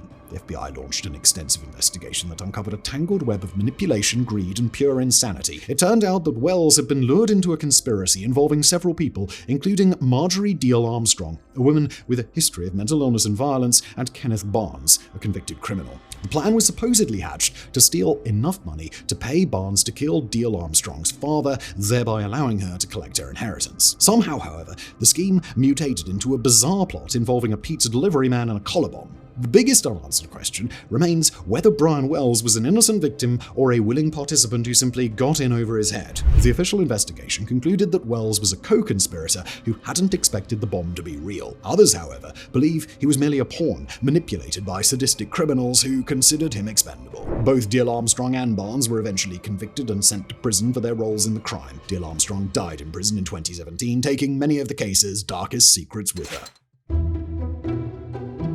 Bank robbers are supposed to be quick, precise, and most importantly anonymous. Yet, one would-be criminal in Pittsfield, Massachusetts managed to blow that entire anonymous aspect in the most absurd way imaginable. It was a cold December afternoon in 2012 when a man named William J. Donovan strolled into a local bank with a plan. Sadly, his plan wasn't crafted with much foresight. His weapon, a handwritten note. His target, the unsuspecting cashier behind the counter. His fatal error, the very piece of paper he used to write his demands. Donovan confidently approached the teller and handed over a hastily scribbled note demanding money. Simple and direct, likely terrifying to the employee who received it. However, the note was written on the back of his own pay stub. Yes, the exact same piece of paper that unmistakably showcased his full name, address, and employer information. Perhaps he was too nervous to notice, or maybe he simply couldn't be bothered to find a blank piece of paper. Regardless of his reasoning, the moment he handed that note to the teller, he might as well have been flashing his driver's license. And if that wasn't bad enough, his entire approach was laughably incompetent. Even though the bank employees had been trained to comply with robbers' demands for safety reasons, Donovan's clumsiness turned the whole affair into something that felt more like a prank than a genuine crime. But here's where things get really embarrassing. Donovan made off with a small amount of cash and left the bank, probably feeling as though he'd just pulled off the heist of the century. What he didn't realize was that he'd already left his personal information behind, gift-wrapped for the police. Within hours, officers arrived at Donovan's home and arrested him without any resistance. Even in the world of foolish criminals, this incident made headlines for its sheer ridiculousness. Donovan was charged with attempted robbery and quickly confessed to the crime. The authorities didn't have to work particularly hard for this one. After all, he'd literally handed them his name and address on a silver platter. On a cold November morning in 1970, a professor and his two young daughters were hiking through the Isdalen Valley, a rugged and remote area near Bergen in Norway. Known among locals as Ice Valley, this quiet spot concealed a sinister secret. That day, the hikers stumbled upon something that would haunt the region for decades. Lying among the rocks was the charred, partially burned body of a woman. She was positioned on her back, her hands clenched tightly by her torso, both bearing severe burns. Her face was horribly disfigured. Near the body, the police later discovered several items: a bottle of St. Halvard liquor, 2 empty plastic water bottles, some sleeping pills, a broken umbrella, rubber boots, and partially burned pieces of paper. Perhaps the most unsettling detail was the deliberate removal of all identifying marks. Every label had been carefully cut away from her clothing, and any markings that could hint at her identity had been erased from her belongings. Even her fingerprints had been methodically sanded away, as if someone wanted her to remain an enigma forever. As authorities dug deeper into the case, events took an increasingly bizarre turn. The woman had checked into multiple hotels throughout Norway under at least 8 different aliases, all of which appeared to be fabricated. Her movements were erratic and scattered, as though she were on a covert mission. Witnesses recalled her speaking several languages, German, French, and English, with an indistinct accent that made it impossible to pinpoint her true nationality. At one hotel, she even insisted on changing rooms, citing nervousness about an unspecified matter. The autopsy revealed disturbing clues. The woman had ingested around 50 sleeping pills, yet her cause of death was determined to be carbon monoxide poisoning from a fire that partially burned her body. The combination of drugs and smoke inhalation left open the possibility of suicide, though nothing at the scene appeared natural. Further adding to the mystery, authorities discovered unsettling items in her luggage: wigs, eyeglasses, cosmetics, and various other disguises. It was as if she had been deliberately altering her appearance, making it nearly impossible for anyone to determine her true identity. Investigators traced her journey back to Paris, but beyond that point, the trail went cold. They couldn't even determine her true name, let alone the reason why she had been traveling through Norway under false identities. Speculation about her death ran wild. Was she a spy during the Cold War, caught up in a cloak and dagger operation gone wrong? Was she a victim of foul play, her death meticulously staged to look like a suicide? Or was she simply a troubled individual who had retreated into the Norwegian wilderness to end her own life in the most mysterious way possible? Despite decades of efforts to uncover her identity, the woman's true self remains an enigma. Her body was interred in a zinc coffin, a precaution taken when the deceased's identity is unknown, and she was laid to rest in Bergen's Mollendal Cemetery. The ceremony was carried out with the utmost respect, yet no family members or friends ever came forward to claim her. She appeared to have gone to extraordinary lengths to erase all traces of her identity, leaving behind nothing but lingering questions and cold speculation.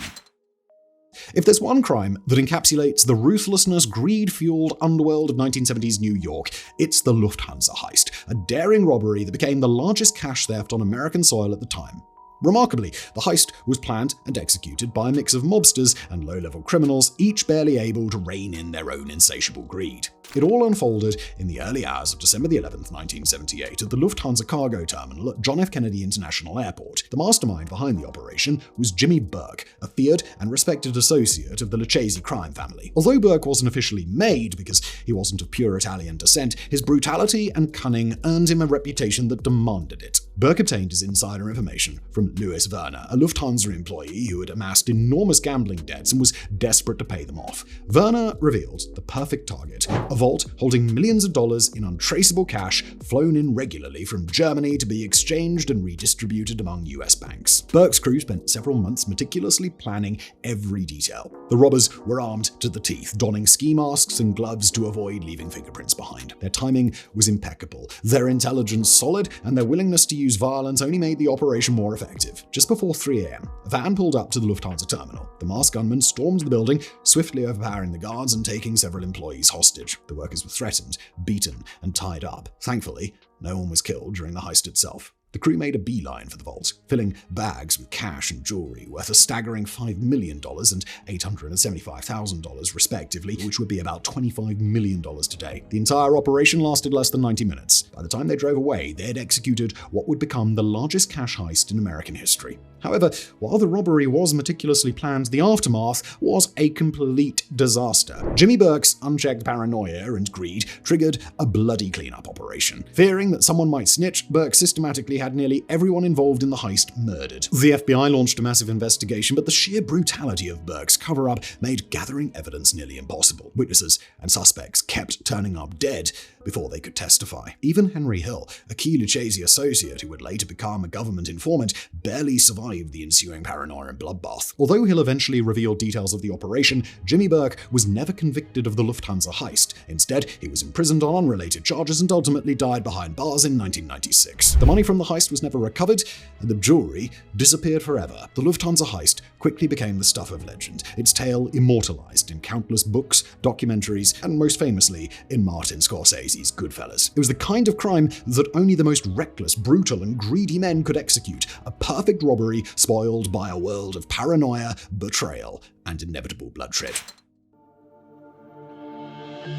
In the glittering world of high society, where wealth and status open every door, Stefan Senetic convinced the global elite that he was none other than Prince Stefan Senetic of Montenegro, Macedonia. From 2005 onwards, he embraced a life of royalty, mingling with celebrities, politicians, and aristocrats across Europe, all while perpetuating a grand illusion. Stefan Senetic was a master of deception. He spoke multiple languages, carried himself with an unmistakable aristocratic charm, and boasted an almost endless supply of counterfeit diplomatic documents and invitations to prestigious events. The boldness of his scheme was truly staggering. He traveled extensively through Italy, France, and Monaco, flaunting his phony title and forging powerful connections along the way. Lavish dinners, luxury hotels, and private parties became his playground, events all funded by gullible, starstruck hosts who believed they were entertaining genuine royalty. One of his most outrageous stunts occurred in 2015, when he knighted Pamela Anderson, supposedly bestowing upon her the title of Countess of Giggly during a ceremony in Italy. Photographs from the event show Senetic dressed in elaborate ceremonial robes, complete with a sword and a meticulously crafted medal. The ceremony was staged as a publicity stunt meant to draw attention to animal rights causes, but in reality,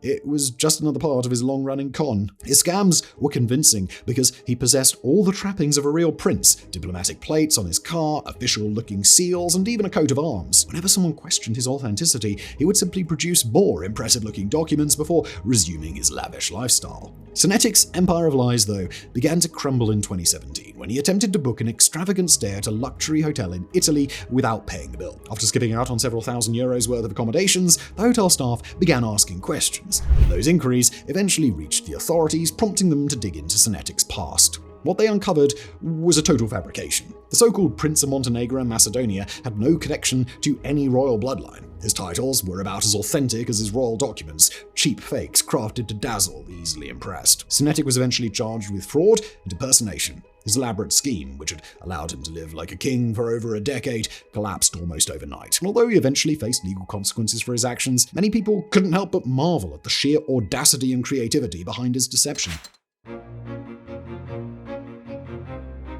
Most kids will go to great lengths to avoid a trip to the dentist, yet one teenager in France took it to such an extreme that it became international news. In 2010, a 15-year-old boy from Douai was so terrified to visit the dentist that he devised a plan more suited to a crime thriller than a high school classroom. The student's dental anxiety had reached a boiling point, and he decided on a drastic course of action: staging his own kidnapping. On a Monday morning, just as he was supposed to be heading to the dentist, the boy vanished from his neighborhood. His parents panicked, fearing the worst, and quickly alerted the police. Hours passed with no sign of the teenager, and concern steadily grew as missing persons investigation unfolded. Later that evening, the boy suddenly reappeared in a nearby village, disheveled and clearly distressed. When the police found him, he had a harrowing tale to tell. According to his story, a group of masked men in a black van had abducted him. He described his supposed kidnappers in chilling detail, explaining that they had snatched him off the street and driven him around the area before finally letting him go when they realized he wasn't worth the trouble. The police took his account seriously, launching a full-scale investigation to track down the mysterious black van and its occupants. They scoured the area, questioned locals, reviewed surveillance footage, and pieced together clues. Yet as the investigation dragged on, nothing seemed to add up. It wasn't long before the cracks in his story began to show. As detectives dug deeper, inconsistencies in his account emerged. The locations didn't match up. The witnesses in the area reported seeing nothing out of the ordinary. Under increasing pressure from authorities, the teenager eventually broke down and admitted the truth. There was no black van, no masked men, and no kidnapping. He was just a kid so petrified of the dentist that he was willing to waste police resources and terrify his own parents just to avoid the appointment. In 2004, the small town of Haye in the Czech Republic became the setting for one of the most bizarre heists in modern history. What disappeared wasn't money, gold, or precious artifacts. It was something much larger, both literally and figuratively. The target was a 10-ton steel pedestrian bridge, and this wasn't some forgotten relic rusting away in a remote area. This bridge was a perfectly functional part of the town's infrastructure, providing access over a railway track. The heist was planned and executed with a level of confidence that bordered on comedy. The thieves, posing as construction workers, arrived at the site equipped with heavy machinery and official-looking documentation. They explained to anyone who asked that the bridge was being dismantled for repair and reconstruction. Perfectly reasonable explanation. The twist was that they weren't technically lying. They were indeed dismantling the bridge, just not for repairs. They were tearing it down to sell it for scrap. By the time the authorities figured out what was happening, the bridge had been reduced to a pile of steel beams and transported away to a nearby scrapyard. Its value as scrap metal? Less than $10,000. But the real loss was far greater. Replacing the bridge would cost the town tens of thousands of dollars, not to mention the inconvenience caused to the local community. When the police began their investigation, they were left scratching their heads. How do you steal and get away with a massive steel bridge in broad daylight? How do you explain to taxpayers that something so absurd could actually happen? It turns out that the thieves had exploited a glaring flaw in the town's bureaucracy. No one had bothered to verify the authenticity of the work permits. The crooks simply showed up, waved a few forged documents around, and dismantled public property without anyone raising an alarm. While a few individuals were eventually apprehended, the bulk of the bridge was long gone, sold for a fraction of its true value. The story quickly became an international punchline. People around the world couldn't believe that a group of conmen could stroll into a town, tear down a bridge, and vanish with it, almost as if it never existed. During the late 1990s and early 2000s, a series of drowning deaths involving young men began drawing attention in the Midwestern United States. The victims, primarily college-aged white men, were discovered dead in rivers and other bodies of water after nights out drinking. Although authorities ruled most of these deaths as accidental drownings, two retired New York detectives, Kevin Gannon and Anthony Duarte, saw a more sinister pattern. According to Gannon and Duarte, these drownings were not accidents. Indeed, they alleged that a highly organized group of serial killers operating across multiple states was responsible. Their theory centered on the unsettling pattern of crime scenes marked by smiley-face graffiti found near the bodies. First proposed in 2008, the theory suggested that the killers were leaving behind smiley faces as a calling card, a twisted form of artistry meant to taunt authorities. Although not every scene featured a smiley face, the detectives argued that enough instances existed to establish a consistent pattern. The victims all seemed to fit a similar profile. Young athletic men who were academically successful, primarily white college students, discovered in bodies of water, often after spending a night drinking, frequently dismissed by law enforcement as simple drownings related to alcohol consumption. But what really set this theory in motion was Gannon's investigation into the death of Patrick McNeil, a Fordham University student who vanished in 1997 after leaving a bar in Manhattan. 2 months later, his body was found floating in the East River, over 12 miles where he was last seen. The condition of McNeil's body suggested that he hadn't been in the water for the entire time he was missing, implying that he was likely held and killed elsewhere before his body was discarded. Other cases soon emerged with similar inconsistencies. Chris Jenkins, 2002, found a Mississippi River in Minnesota after being ejected from a bar on Halloween. Initially ruled an accident, his death was later reclassified as a homicide. Dakota James, 2017, he disappeared in Pittsburgh after spending a night out. 40 days later, his body was discovered in the Haye River, bearing suspicious ligature marks around his neck. William Hurley, 2009, a Navy veteran who was found in the Charles River in Boston after he called his girlfriend, his voice sounding distressed as he requested that she pick him up. Gannon and Duarte compiled over 40 cases that they believed were interconnected. They argued that the perpetrators were part of a well-organized network deliberately targeting specific victims and staging the scenes to resemble accidents. Mainstream law enforcement agencies, however, were quick to dismiss the theory. They contended that college-age men, especially those who had been drinking heavily, were simply more prone to falling accidentally into rivers or lakes. The FBI officially stated that after reviewing the cases, they found no evidence to support the hypothesis of a serial killer or a network of killers operating across multiple states. They also noted that graffiti featuring smiley faces is common, particularly near bodies of water where teenagers often gather. Despite this, the theory refuses to die. Advocates continued to spotlight cases in which bodies were discovered under suspicious circumstances, citing inconsistencies in time of death, unusual injuries, and erratic behaviors that defy explanation by simple accidents. The smiley face murder theory remains a highly controversial topic. To its believers, it represents an unsolved horror, a series of methodical killers slipping through the cracks of law enforcement. To skeptics, however, it's nothing more than a conspiracy theory constructed on coincidental details and an overly zealous search for patterns. On the night of December 30th, 2000, in the quiet upscale suburb of Setagaya, Tokyo, a horrifying crime unfolded. A brutal, senseless act riddled with bizarre details that continues to confound investigators. The victims were members of the Miyazawa family. Mikio Miyazawa, a marketing executive, his wife, Yasuko, their daughter, Nina, 8, and their son, Rei, 6. Their house, situated near a park that was undergoing development, sat in a semi-isolated setting, making it an ideal target for a carefully calculated crime. On the morning of December 31st, 2000, Yasuko's mother became deeply concerned when she couldn't reach her family by phone. Worried, she went to the house only to be confronted with a blood-soaked nightmare. On the first floor, the bodies of Mikio and his son Rei were discovered. Mikio had been stabbed multiple times with such force that the knife broke during the assault. Meanwhile, Rei, the youngest of the group, had been strangled while he slept. Upstairs, Yasuko and her daughter Nina were found lying together in the hallway, both having been savagely stabbed. The sheer brutality of these murders clearly suggested an act of rage, yet the killer's subsequent behavior would prove to be even more baffling. After committing the murders, the killer did not immediately flee the scene. Instead, he lingered in the house for hours, making himself at home. During this unsettling period, the intruder rummaged through the family's belongings, used their computer, and even helped himself to ice cream from their refrigerator. He even went so far as to take a nap on their couch, leaving the scene with an eerie nonchalance. Later, police discovered that the killer had also used the family's toilet without flushing, a small but critical detail as it provided vital DNA evidence. This odd mix of violence punctuated by casual behavior left investigators with more questions than answers, deepening the mystery surrounding the tragic events of that December morning. Investigators uncovered more clues that only raised additional questions. The killer had changed clothes, leaving his own bloody garments neatly folded at the scene. He also abandoned a fanny pack containing sand particles that were traced back to both the Nevada desert in the United States and South Korea. Drawing on this evidence, investigators pieced together a disturbing profile. They believed the killer was a young man between 15 and 30 years old, physically fit, and most likely familiar with the neighborhood. Based on the items left behind, they speculated he might have been of Korean descent or had spent time abroad. Despite the fingerprints, blood samples, clothing, and all other evidence collected, the killer has never been identified. Police interviewed thousands of people, yet every promising lead eventually turned into a dead end. Over the years, theories have ranged from a random break-in gone wrong to a calculated hit. Some even speculate that the killer might have been a homeless man or a disturbed individual with no clear motive. Others suggest an even darker motive, a contract killing or an act of revenge, given the brutality and precision of the attack. Yet if the operation was professional, why did the killer spend hours lingering at the crime scene? More than 2 decades later, the case remains unsolved. Despite a mountain of evidence, authorities have been unable to match the DNA to anyone in national or international databases.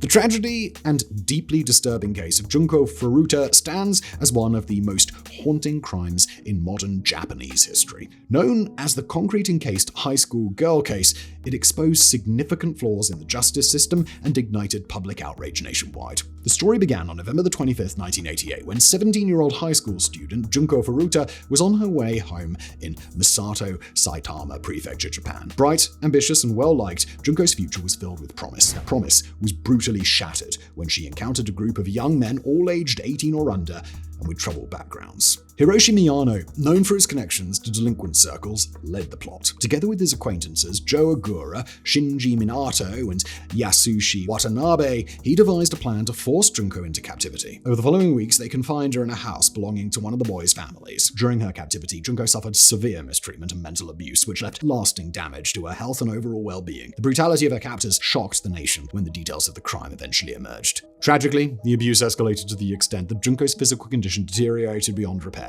After weeks of neglect and ongoing abuse, she passed away on January 4th, 1989. In an attempt to hide their actions, her captors placed her remains in a large industrial drum, filled it with cement, and disposed of it in a remote area. The case came to light when one of the perpetrators was arrested for an unrelated crime and casually mentioned Junko's disappearance during questioning. Once the police began investigating, the full extent of the crime was revealed. The trial that followed became one of the most controversial in Japanese history. Because the offenders were juveniles at the time, their sentences were shockingly lenient, even in light of the brutality of their crime. The primary suspect, Hiroshi Miyano, was handed a 20-year sentence, while the others received sentences ranging from 5 to 10 years. On the morning of November 26, 1983, the Heathrow International Trading Estate near London set the stage for one of the biggest heists in British history. A crime so brazen and meticulously planned that it left authorities stunned and elevated its perpetrators to the status of criminal folklore. The target was the Brinksmat Warehouse, a high-security storage facility housing precious metals, cash, and other valuables under strict protection. Yet on that fateful morning, 6 armed men stormed the building with a confidence that made it clear they were far from amateurs seeking a quick payday. Led by Brian Robinson and Mickey McAvoy, the robbers gained access to the warehouse with the help of an inside man, Anthony Black, who worked as a security guard at the facility. His cooperation proved invaluable, providing them with detailed knowledge of the warehouse's layout and granting them access by simply opening the door. The gang's original plan was to rob a vault full of cash, but what they found was far more lucrative. 3 tons of gold bullion estimated to be worth £26 million, equivalent to nearly £100 million today. The discovery of such a vast quantity of gold was an unbelievable stroke of luck. The heist itself was both swift and brutal. The robbers doused the security guards with petrol and threatened to set them on fire if they did not comply. After forcing the guards to disable the alarms and open the vault, the gang loaded the gold into a van and drove away with the heist of a lifetime.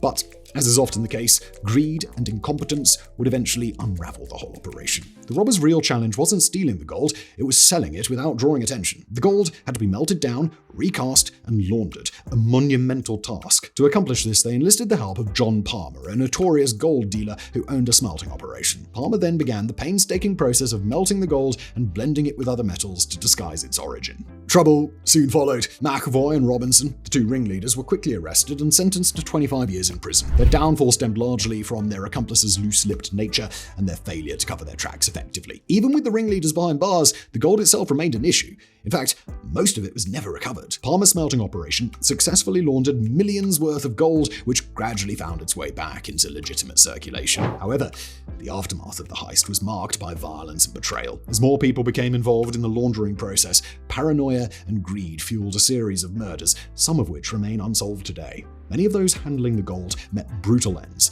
entangled in a web of criminal retribution and shifting power plays. The Brinks-Mat robbery wasn't merely a robbery, it served as a blueprint for organized crime on a massive scale. Its ramifications stretched far beyond the initial arrests. Investigators believe that the laundered money from the heist eventually financed various criminal enterprises, including London's burgeoning cocaine trade through the 1980s and 90s. In 1848, two teenage sisters from Hydesville, New York, unknowingly sparked a global movement that would forever alter perceptions of the living and the dead. Maggie, Margaretta Fox, aged 14, and Kate, Catherine Fox, aged 11, set in motion a phenomenon that changed conventional beliefs about spirituality and the afterlife. The story begins in March 1848, when the Fox family first hears strange, unexplainable noises coming from their modest farmhouse. The sounds, described as rapping or knocking, seem to emanate from the very walls of the home. Bewildered and frightened, the family tries to communicate with the mysterious presence causing the disturbances. Maggie and Kate quickly become the center of attention when they claim to have established contact with the spirit. They ask questions, and according to their account, the spirit responds with 1 knock for yes and 2 knocks for no. News of their ability spreads rapidly, drawing neighbors to the Fox home to witness the purported paranormal activity. During one demonstration, the girls assert that the knocking sounds come from the spirit of a peddler who was murdered and buried in the house's cellar years earlier. This revelation only intensifies public fascination with the mysterious events. What made this case truly extraordinary was how convincing everything appeared. Maggie and Kate were just children, and their apparent ability to communicate with the dead convinced many that something genuine was at work. Even skeptics struggled to explain the mysterious knocking sounds. Before long, the girls became celebrities within the budding spiritualist movement. Along with their older sister Leah, they began holding public seances in New York and beyond, charging admission for live demonstrations. Their fame spread rapidly, and soon spiritualism had become a cultural phenomenon, but it was all a hoax. Years later in 1888, a now adult Maggie Fox publicly admitted that everything had been a ruse. During a lecture at the New York Academy of Music, she demonstrated exactly how she and Kate produced the mysterious knocks, simply by cracking their toe joints against wooden surfaces. Maggie explained that their mother was deeply religious and highly superstitious. The girls had started making knocking sounds as a prank to scare her, but when neighbors got involved and believed the sounds were supernatural, they decided to keep up the act. As their fame grew, so did their determination to maintain the charade. Maggie's confession was scathing. She denounced spiritualism as nothing more than a fraud, declaring, "I am here tonight as one of the founders of spiritualism to denounce it as an absolute falsehood. I have been chiefly instrumental in perpetrating the fraud." Even after a shocking revelation, the spiritualist movement continued to grow. Believers dismissed Maggie's confession as either a lie born of bitterness or an act of desperation. Ironically, the very movement she and her sister had created through deception had taken on a life of its own. By the time Maggie made her confession, both she and Kate were struggling with alcoholism and poverty, their former fame having evaporated. Although Kate never publicly denounced spiritualism, her life was equally marked by hardship. Maggie eventually recanted her confession, but by that point her credibility had been irreparably damaged. She died a few years later, largely forgotten by the very movement she had once helped to create.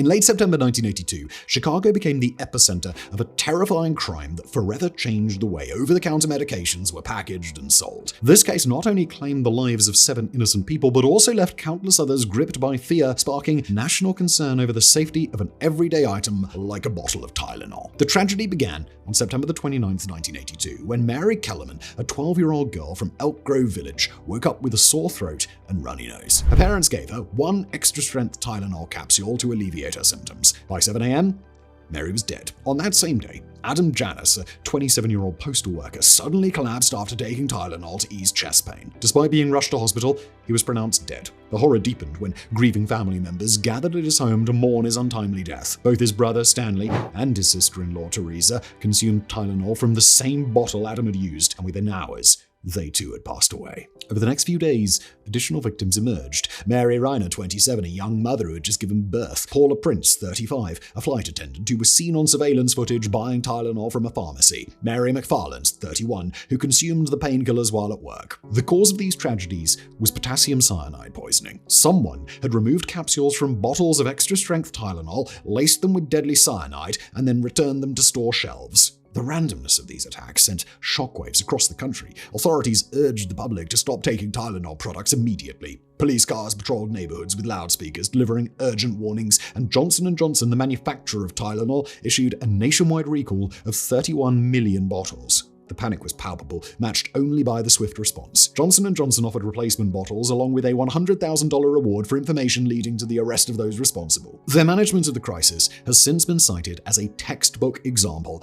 of effective crisis response. But finding the killer proved to be nearly impossible. The perpetrator had no apparent motive and seemed to choose victims at random. Investigators believed that the bottles had been tampered with after leaving the factory, most likely while sitting on store shelves in the Chicago area. Then came the letters. A man named James W. Lewis sent a letter to Johnson & Johnson demanding $1 million to stop the poisonings. Although he was arrested and convicted, it was not for the murders themselves, but for extortion. Despite being the primary suspect for many years, no direct evidence ever linked him to the actual poisonings. As a result of the tragedy, tamper-evident packaging became the industry standard. Products began to be sealed with foil, plastic, and other tamper-proof mechanisms that we take for granted today. The case also led to the passage of federal anti-tampering laws, making it a crime to maliciously alter consumer products. Despite an investigation spanning decades, the real culprit behind the Chicago Tylenol murders has never been found. Many have speculated that it was the work of a lone psychopath, while others have considered the possibility of a disgruntled employee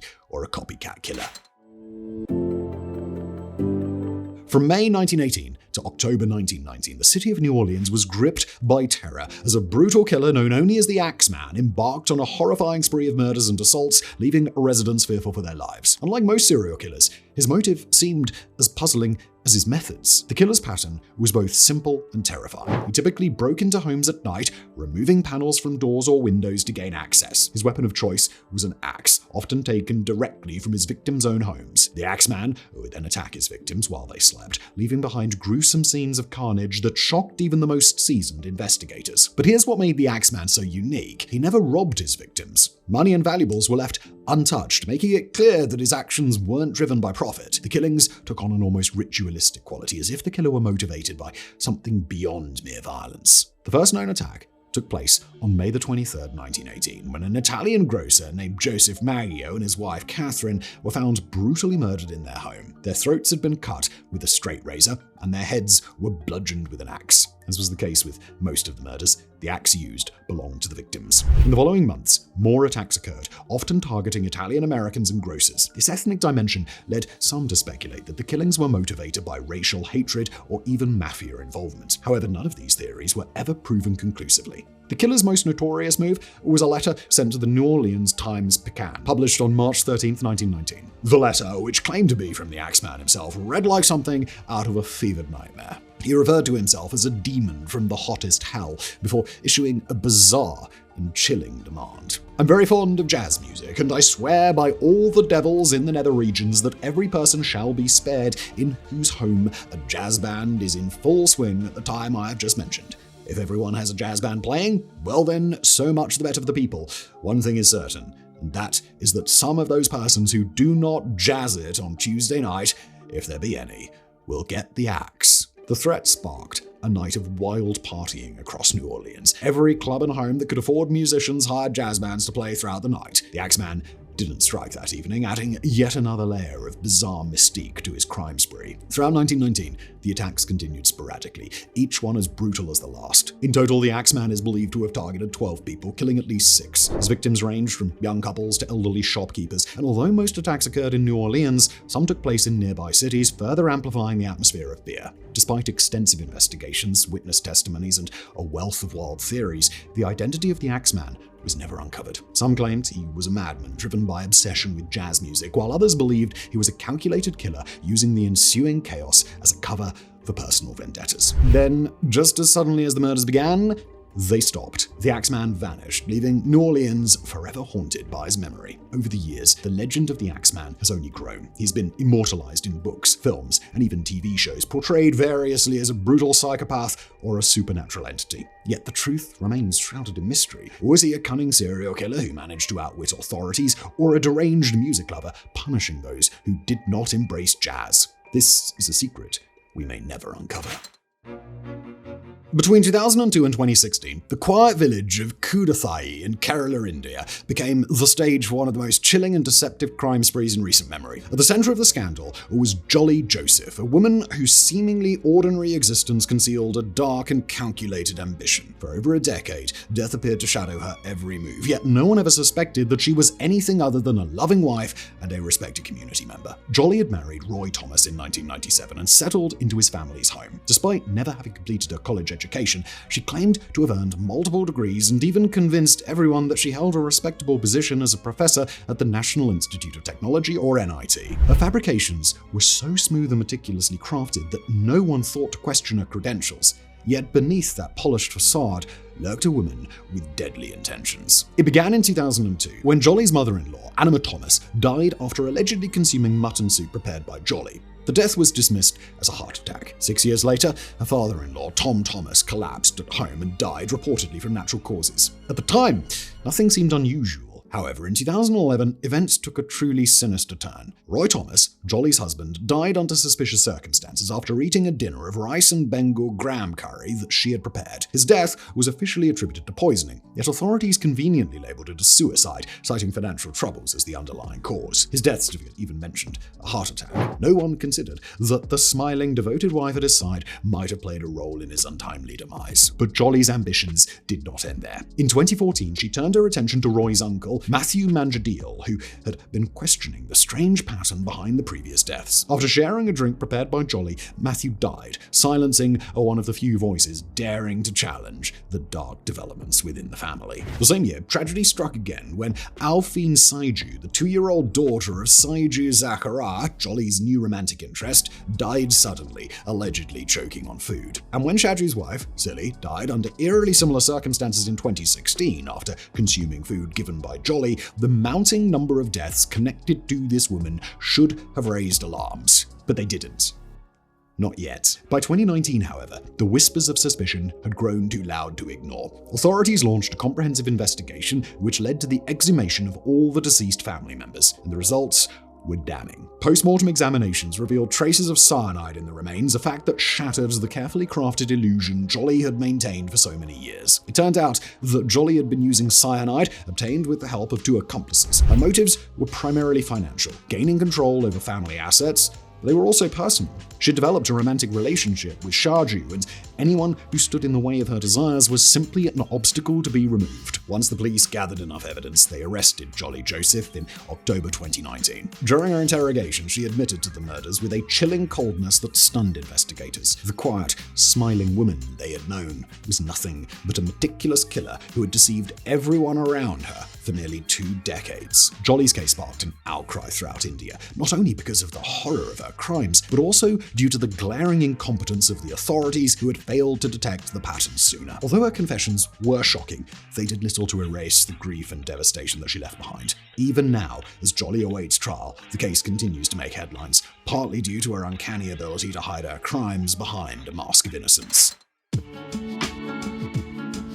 In the summer of 2008, the tranquil shores along Jamaica's northern coast became the stage for an audacious, perplexing crime that left both locals and authorities stunned.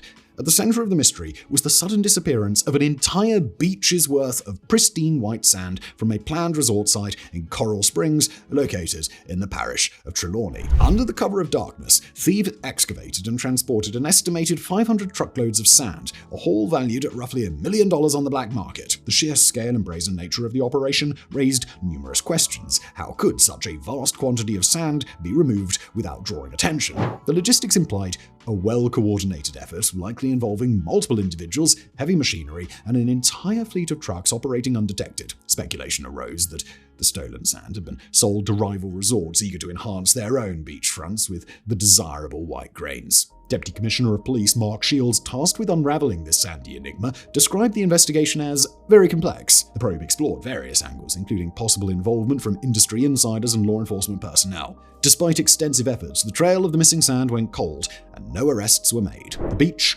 once a promising site for tourism development, remained barren, serving as a stark reminder of the audacious heist. Compared to some of the other stories on this list, you might assume this one isn't particularly significant, but the illicit trade in sand is actually far bigger than you might think. As one of the most consumed natural resources, sand is essential to construction, manufacturing, and even technology.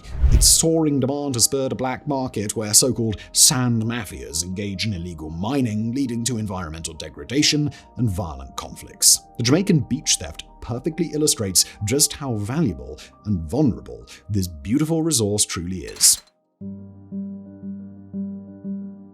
On the night of July 22, 2015, the quiet suburb of Broken Arrow, Oklahoma became the scene of a horrifying crime that would permanently scar its community. In the secluded setting of a house on Magnolia Court, the Beaver family, parents David and April, along with their 5 children, faced a brutal attack carried out by members of their own family. For over a year, 18-year-old Robert Beaver and his 16-year-old brother Michael nursed dark intentions. Drawing inspiration from infamous mass murderers, they meticulously planned the eradication of their family, viewing it as the precursor to a nationwide killing spree designed to catapult them into the realm of notoriety.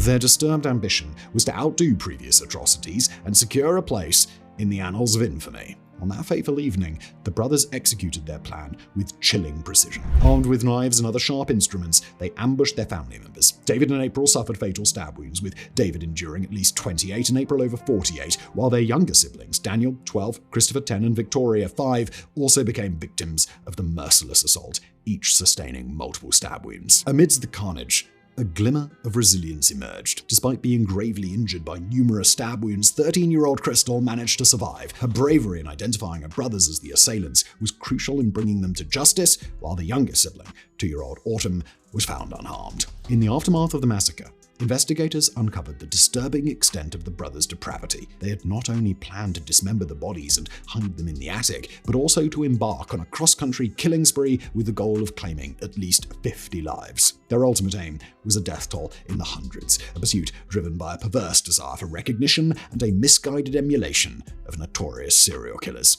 Justice was swift. Robert Beaver pleaded guilty and received 5 consecutive life sentences without the possibility of parole. Michael, tried as an adult despite his age, was convicted and sentenced to life with the possibility of parole. The severity of their sentences reflected both the heinous nature of their crimes and the profound impact their actions had on the community. In the years that followed, the Beaver family home, once a place of deep familial bonds, became a grim reminder of tragedy. In 2017, the house was demolished, and in its place, Reflection Park was established as a memorial to the lives lost and a testament to the community's resilience in the face of unimaginable horror. Between 1994 and 2004, a strange and unsettling scam spread across the United States, later becoming known as the strip search phone call scam. This decade-long con was orchestrated by a man who manipulated people's unquestioning obedience to authority, all while sitting quietly on the other end of a phone line. The caller's approach was always the same. He would contact fast food restaurants and retail stores, pretending to be a police officer investigating a theft or a drug-related incident. He provided just enough detail about the alleged suspect to sound credible, vague descriptions that could easily apply to several employees. From there, he shifted the burden onto the person in charge, leaving them to face the real damage. Managers, convinced they were cooperating with law enforcement, were instructed to isolate the suspected employee and conduct increasingly invasive searches. Disturbingly, many complied. Believing they were assisting with an ongoing investigation, they followed the orders precisely without questioning them. One of the most notorious cases occurred on the 9th of April 2004 at a McDonald's in Mount Washington, Kentucky. The assistant manager received a phone call from someone claiming to be a police officer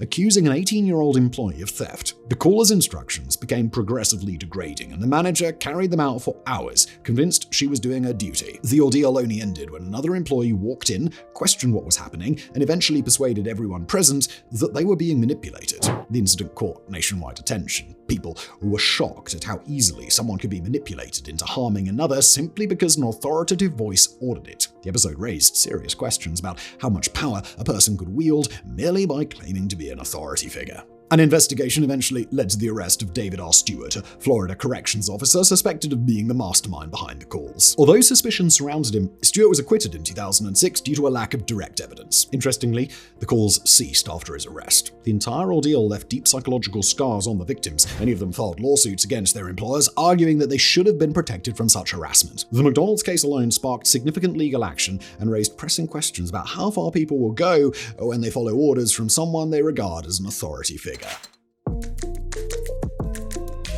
The story of William Felix Vail stands as one of the most unsettling and drawn-out cases of suspected serial killing in American history. It began in the early 1960s when a young woman named Mary Horton Vail met Felix Vail, a man who appeared both charming and charismatic. They married and appeared to build a normal family life, even welcoming a son, William Bill Vail Jr. Beneath that seemingly ordinary surface, however, something far darker was taking shape. On October the 28th, 1962, during what was described as a nighttime boat trip on Louisiana's Carcassonne River, Mary tragically drowned. According to Felix, their boat struck a submerged stump, causing Mary to fall overboard. However, glaring inconsistencies marred his account. For instance, her body was discovered with a scarf forcefully shoved down her throat, a detail Felix later explained as an attempt to prevent her from vomiting. Despite these suspicious circumstances, authorities ruled her death an accident, and Felix was allowed to walk free. Not long after the incident, Felix moved on, seemingly unfazed by the tragedy. By 1969, he was dating a young woman named Sharon Hensley, who was described as intelligent and full of life. The relationship endured for a few years until Sharon suddenly vanished in 1973. Felix informed her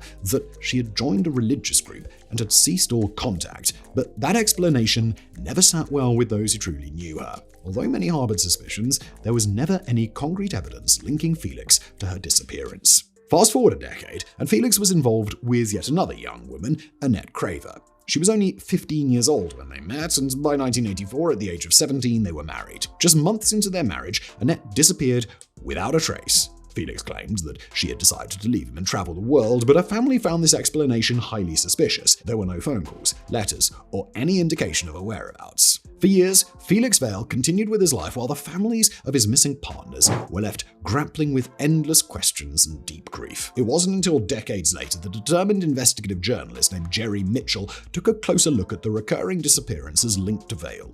Through his research, Mitchell uncovered shocking similarities and disturbing details that ultimately led authorities to reopen the investigation into Mary Horton Vail's death. In 2016, more than 50 years after Mary's death, Felix Vail was convicted of second-degree murder, marking the oldest conviction of its kind in U.S. history. He received a life sentence, which finally ended the long period of freedom he'd enjoyed while the families of his victims desperately sought answers. To this day, the cases of Sharon Hensley and Annette Craver remain unsolved. Although their fates are unknown, the link between their disappearances and Felix Vail is just too strong to ignore. His story serves as a chilling reminder of how a man can conceal his true nature behind charm and manipulation for decades, leaving behind a trail of heartbreak and suspicion.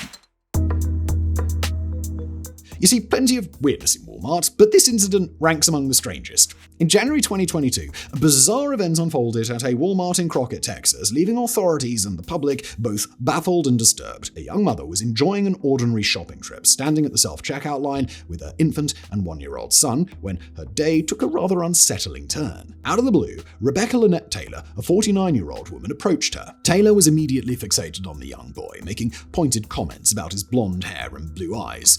Definitely a red flag. At first, her attention appeared to be nothing more than a stranger striking up conversation. However, her friendly chatter quickly turned sinister when she asked if the mother would sell her child for $250,000. Thinking it was some kind of bizarre joke, the mother laughed it off until Taylor made it clear that she wasn't joking. Taylor calmly explained that she had the money in the car, ready to make the purchase immediately. The mother firmly refused, declaring that her child was not for sale. Unwilling to back down, Taylor doubled her offer to $500,000. Her tone, now more insistent than ever, left no doubt that she was not playing around. Clearly shaken, the mother did her best to remain composed. She waited until Taylor walked away before heading to her vehicle, desperate to get her children to safety. But Taylor wasn't finished. She reportedly followed the mother into the parking lot, confronting her again and reiterating her desire to buy the child. By this point, the mother was terrified. She quickly secured her children in the car and drove away before anything worse occurred. After safely leaving the area, she contacted the police to report what had happened. When authorities reviewed Walmart's surveillance footage, they uncovered evidence that supported her account,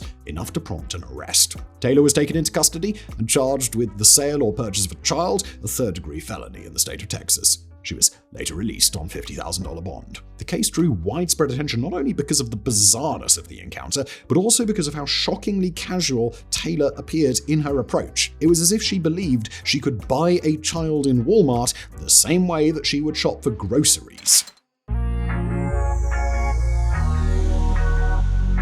In May 2021, what was meant to be a solemn funeral service in Fargo, North Dakota, turned into chaos and fear following the unexpected appearance of Blair Whitten, a 28-year-old woman known for her erratic behavior. The service was held for her ex-boyfriend, Colin McDonald, who had passed away in his sleep. For reasons that remain unclear, Whitten chose to attend the Riverside Cemetery despite having been explicitly told by McDonald's family that she was not welcome. Rather than remaining at a respectful distance, Whitten drove her vehicle onto the cemetery grounds and proceeded to maneuver erratically among the gravesites. Her reckless and aggressive actions not only shocked but also frightened the mourners who had gathered to pay their respects, demonstrating a blatant disregard for both the grieving family and the sanctity of the funeral. One particularly disturbing moment occurred when a concerned individual approached Whitten's vehicle and tried to reason with her, asking her to leave. Instead of complying, she allegedly accelerated towards him, forcing him to jump out of the way to avoid being hit. By this point, panic had spread among the attendees, prompting authorities to be called to the scene. Police arrested Whitten and charged her with misdemeanor reckless endangerment. She later pleaded not guilty to the charge. However, this was not her only brush with the law that year. Just a month before the funeral incident in April 2021, Whitten faced allegations of vandalizing a statue of Jesus outside St. Mary's Cathedral in downtown Fargo. The statue's face had been spray-painted black, resulting in a Class B misdemeanor charge of criminal mischief. In July 2021, she found herself in further trouble due to an incident at Fort Knox Bar in Fargo. According to reports, Whitten attempted to break into the establishment after hours, threatened staff members, and resisted arrest when law enforcement arrived. These actions resulted in multiple charges, including terrorizing, attempted simple assault on an officer, refusal to halt, unlawful possession of drug paraphernalia, and unlawful possession of a controlled substance. Later that year, a separate incident added to her troubles. She was reported to have abused a man sitting outside his home and even threatened to, and I quote here, rape his dog. Although the final outcome for Blair Whitten remains unclear, it's evident that 2021 was far from her finest hour. In September 2019, the quiet coastal town of Castro Urdiales in Spain became the setting for one of the most bizarre and disturbing discoveries imaginable. It all began when Maria do Carmen Merino, a 61-year-old woman, handed a sealed box to a close friend along with a rather odd request. Merino explained that the box contained sex toys which she wanted to keep hidden from the police in case they searched her home during an investigation into her partner's disappearance. Trusting Merino, her friend accepted the box without hesitation. Merino's partner, 67-year-old Jesus Maria Bernarda, had vanished earlier that year, in February. A retired bank employee with a seemingly peaceful life, Miranda's absence began to raise concerns. Initially, Merino informed his family that he had left on a trip, but as weeks turned into months without any word from him, worry gradually escalated into panic. By March, Miranda's relatives formally reported him missing, emphasizing how unusual it was for him to remain out of contact for such an extended period. Months passed, and the box Merino had left her friend with sat unopened. Over time, however, a foul odor began to seep through the packaging, growing stronger until it became impossible to ignore. Driven by both concern and curiosity, the friend finally opened the box. Inside, she discovered a decomposing human head, wrapped in plastic and gift paper. Shaken to her core, the friend immediately contacted the authorities, and the ensuing investigation only twisted the story further. Forensic tests confirmed that the head belonged to Jesus Maria Miranda, and the condition of the remains revealed attempts to preserve or even alter them, with traces of burning noted by investigators. Police swiftly arrested Maria do Carmen Merino on charges of murder. During questioning, Marino offered a bizarre explanation, claiming she had found the head outside her house and decided to keep it as a twisted memento of her partner. Yet her story didn't really make sense, and the authorities definitely weren't buying it. Their investigation uncovered even more disturbing details. Around the time of Miranda's disappearance, Marino had instructed her cleaning lady to remove several heavy black garbage bags from the home and dispose of them without opening them. The cleaner, unaware of what was discarded, dutifully complied. Later, authorities speculated that these bags may have contained other dismembered parts of Miranda's body. Despite an extensive search of the local landfill, one of the largest in Cantabria, no trace of evidence was found. As investigators dug deeper, they uncovered a likely motive: financial gain. Marino had been entirely dependent on Miranda's finances. With him now out of the picture, she continued to access his pension and savings, a fact that raised many eyebrows. Notably, Miranda had recently paid off the mortgage on their shared home, rendering his disappearance all the more convenient for her. Neighbors painted a picture of Marino as a reclusive and unfriendly woman who often expressed disdain for children and avoided social interactions whenever possible. Her unpleasant nature starkly contrasted with Miranda's more amiable personality, prompting many to wonder how they ever managed to sustain a relationship in the first place. If Catholic priests already had plenty to worry about amid the seemingly endless horror of historical child abuse cases, their reputation took an even heavier hit, thanks to one Travis Clark. In September 2020, the quiet town of Pearl River, Louisiana, found itself thrust into a scandal that quickly made national headlines. Travis Clark, a 39-year-old pastor at St. Peter and Paul Catholic Church, was at its center. For many parishioners who were accustomed to Clark's sermons, nothing about him had ever seemed out of the ordinary until one fateful night changed everything. Late one evening, as someone strolled by the church, they noticed something off. The lights were on. At such a late hour, the church was expected to be dark and empty. Driven by curiosity, the passerby peered through a window, only to be confronted with a scene that no one would ever expect to witness in a house of worship. Right there, on the altar, Travis Clark was engaged in, let's just say, intimate activities with two women, later identified as Mindy Dixon, 43, and Melissa Cheng, 30. The scene had been meticulously arranged, with stage lighting, sex toys, and a camera mounted on a tripod. Yep, they were making a sex tape in a church, on the altar. The women, dressed in corsets and high-heeled boots, were clearly enacting a dominatrix-themed performance. A passerby, understandably shocked, called the police. By the time the authorities arrived, the trio was still in the midst of their act. Officers entered the church, confirmed the scene, and arrested all three individuals on charges of obscenity. The scandal spread like wildfire. Archbishop Gregory Aymond of the Archdiocese of New Orleans expressed his outrage, condemning the incident as deplorable and demonic. As a symbolic act of cleansing, he ordered the altar removed and burned. Clark was immediately suspended from his clerical duties, and his career in the church was effectively destroyed. The legal repercussions followed next. In November 2022, Travis Clark pleaded guilty to felony charge of obscenity. His sentence included a suspended 3-year prison term, 3 years of supervised probation, and a $1,000 fine. In addition, he was ordered to pay the church $8,000 in restitution to cover the cost of the new altar. Earlier in July 2022, the two women involved, Dixon and Cheng, pleaded guilty to misdemeanor charges of institutional vandalism. Each received a sentence of 2 years probation, allowing them to avoid prison time, but still subjecting them to the public humiliation of their involvement. And it probably won't shock you to learn that Travis Clark, he's no longer a priest. In July 1994, an incident at Reading railway station in England nearly turned tragic, but was stopped in the most unexpected way. At the time, the IRA, the Irish Republican Army, was actively planting bombs throughout England, keeping the entire nation on high alert. Yet this case wasn't thwarted by meticulous police work or advanced security measures. It was halted by a petty thief. The details are almost comical if the underlying threat weren't so serious. An unattended suitcase had been left at the bustling train station, apparently intended to cause mass destruction. It was a classic move: leave a device in a crowded space and wait for the chaos to ensue. But fate had other plans. The suitcase caught the eye of a passing thief. Like most petty criminals, he wasn't considering terrorism or deadly plots. He was thinking about a quick payday. Unattended luggage often meant valuables: money, jewelry, electronics, anything that he could snatch and quickly sell. Without a second thought, he grabbed the suitcase and took it home, expecting to find something worth the trouble. Instead, he discovered something that made his blood run cold: wires, detonators, and explosives. In an instant, what he thought would be a big score turned into a life-or-death predicament. Panicking, the thief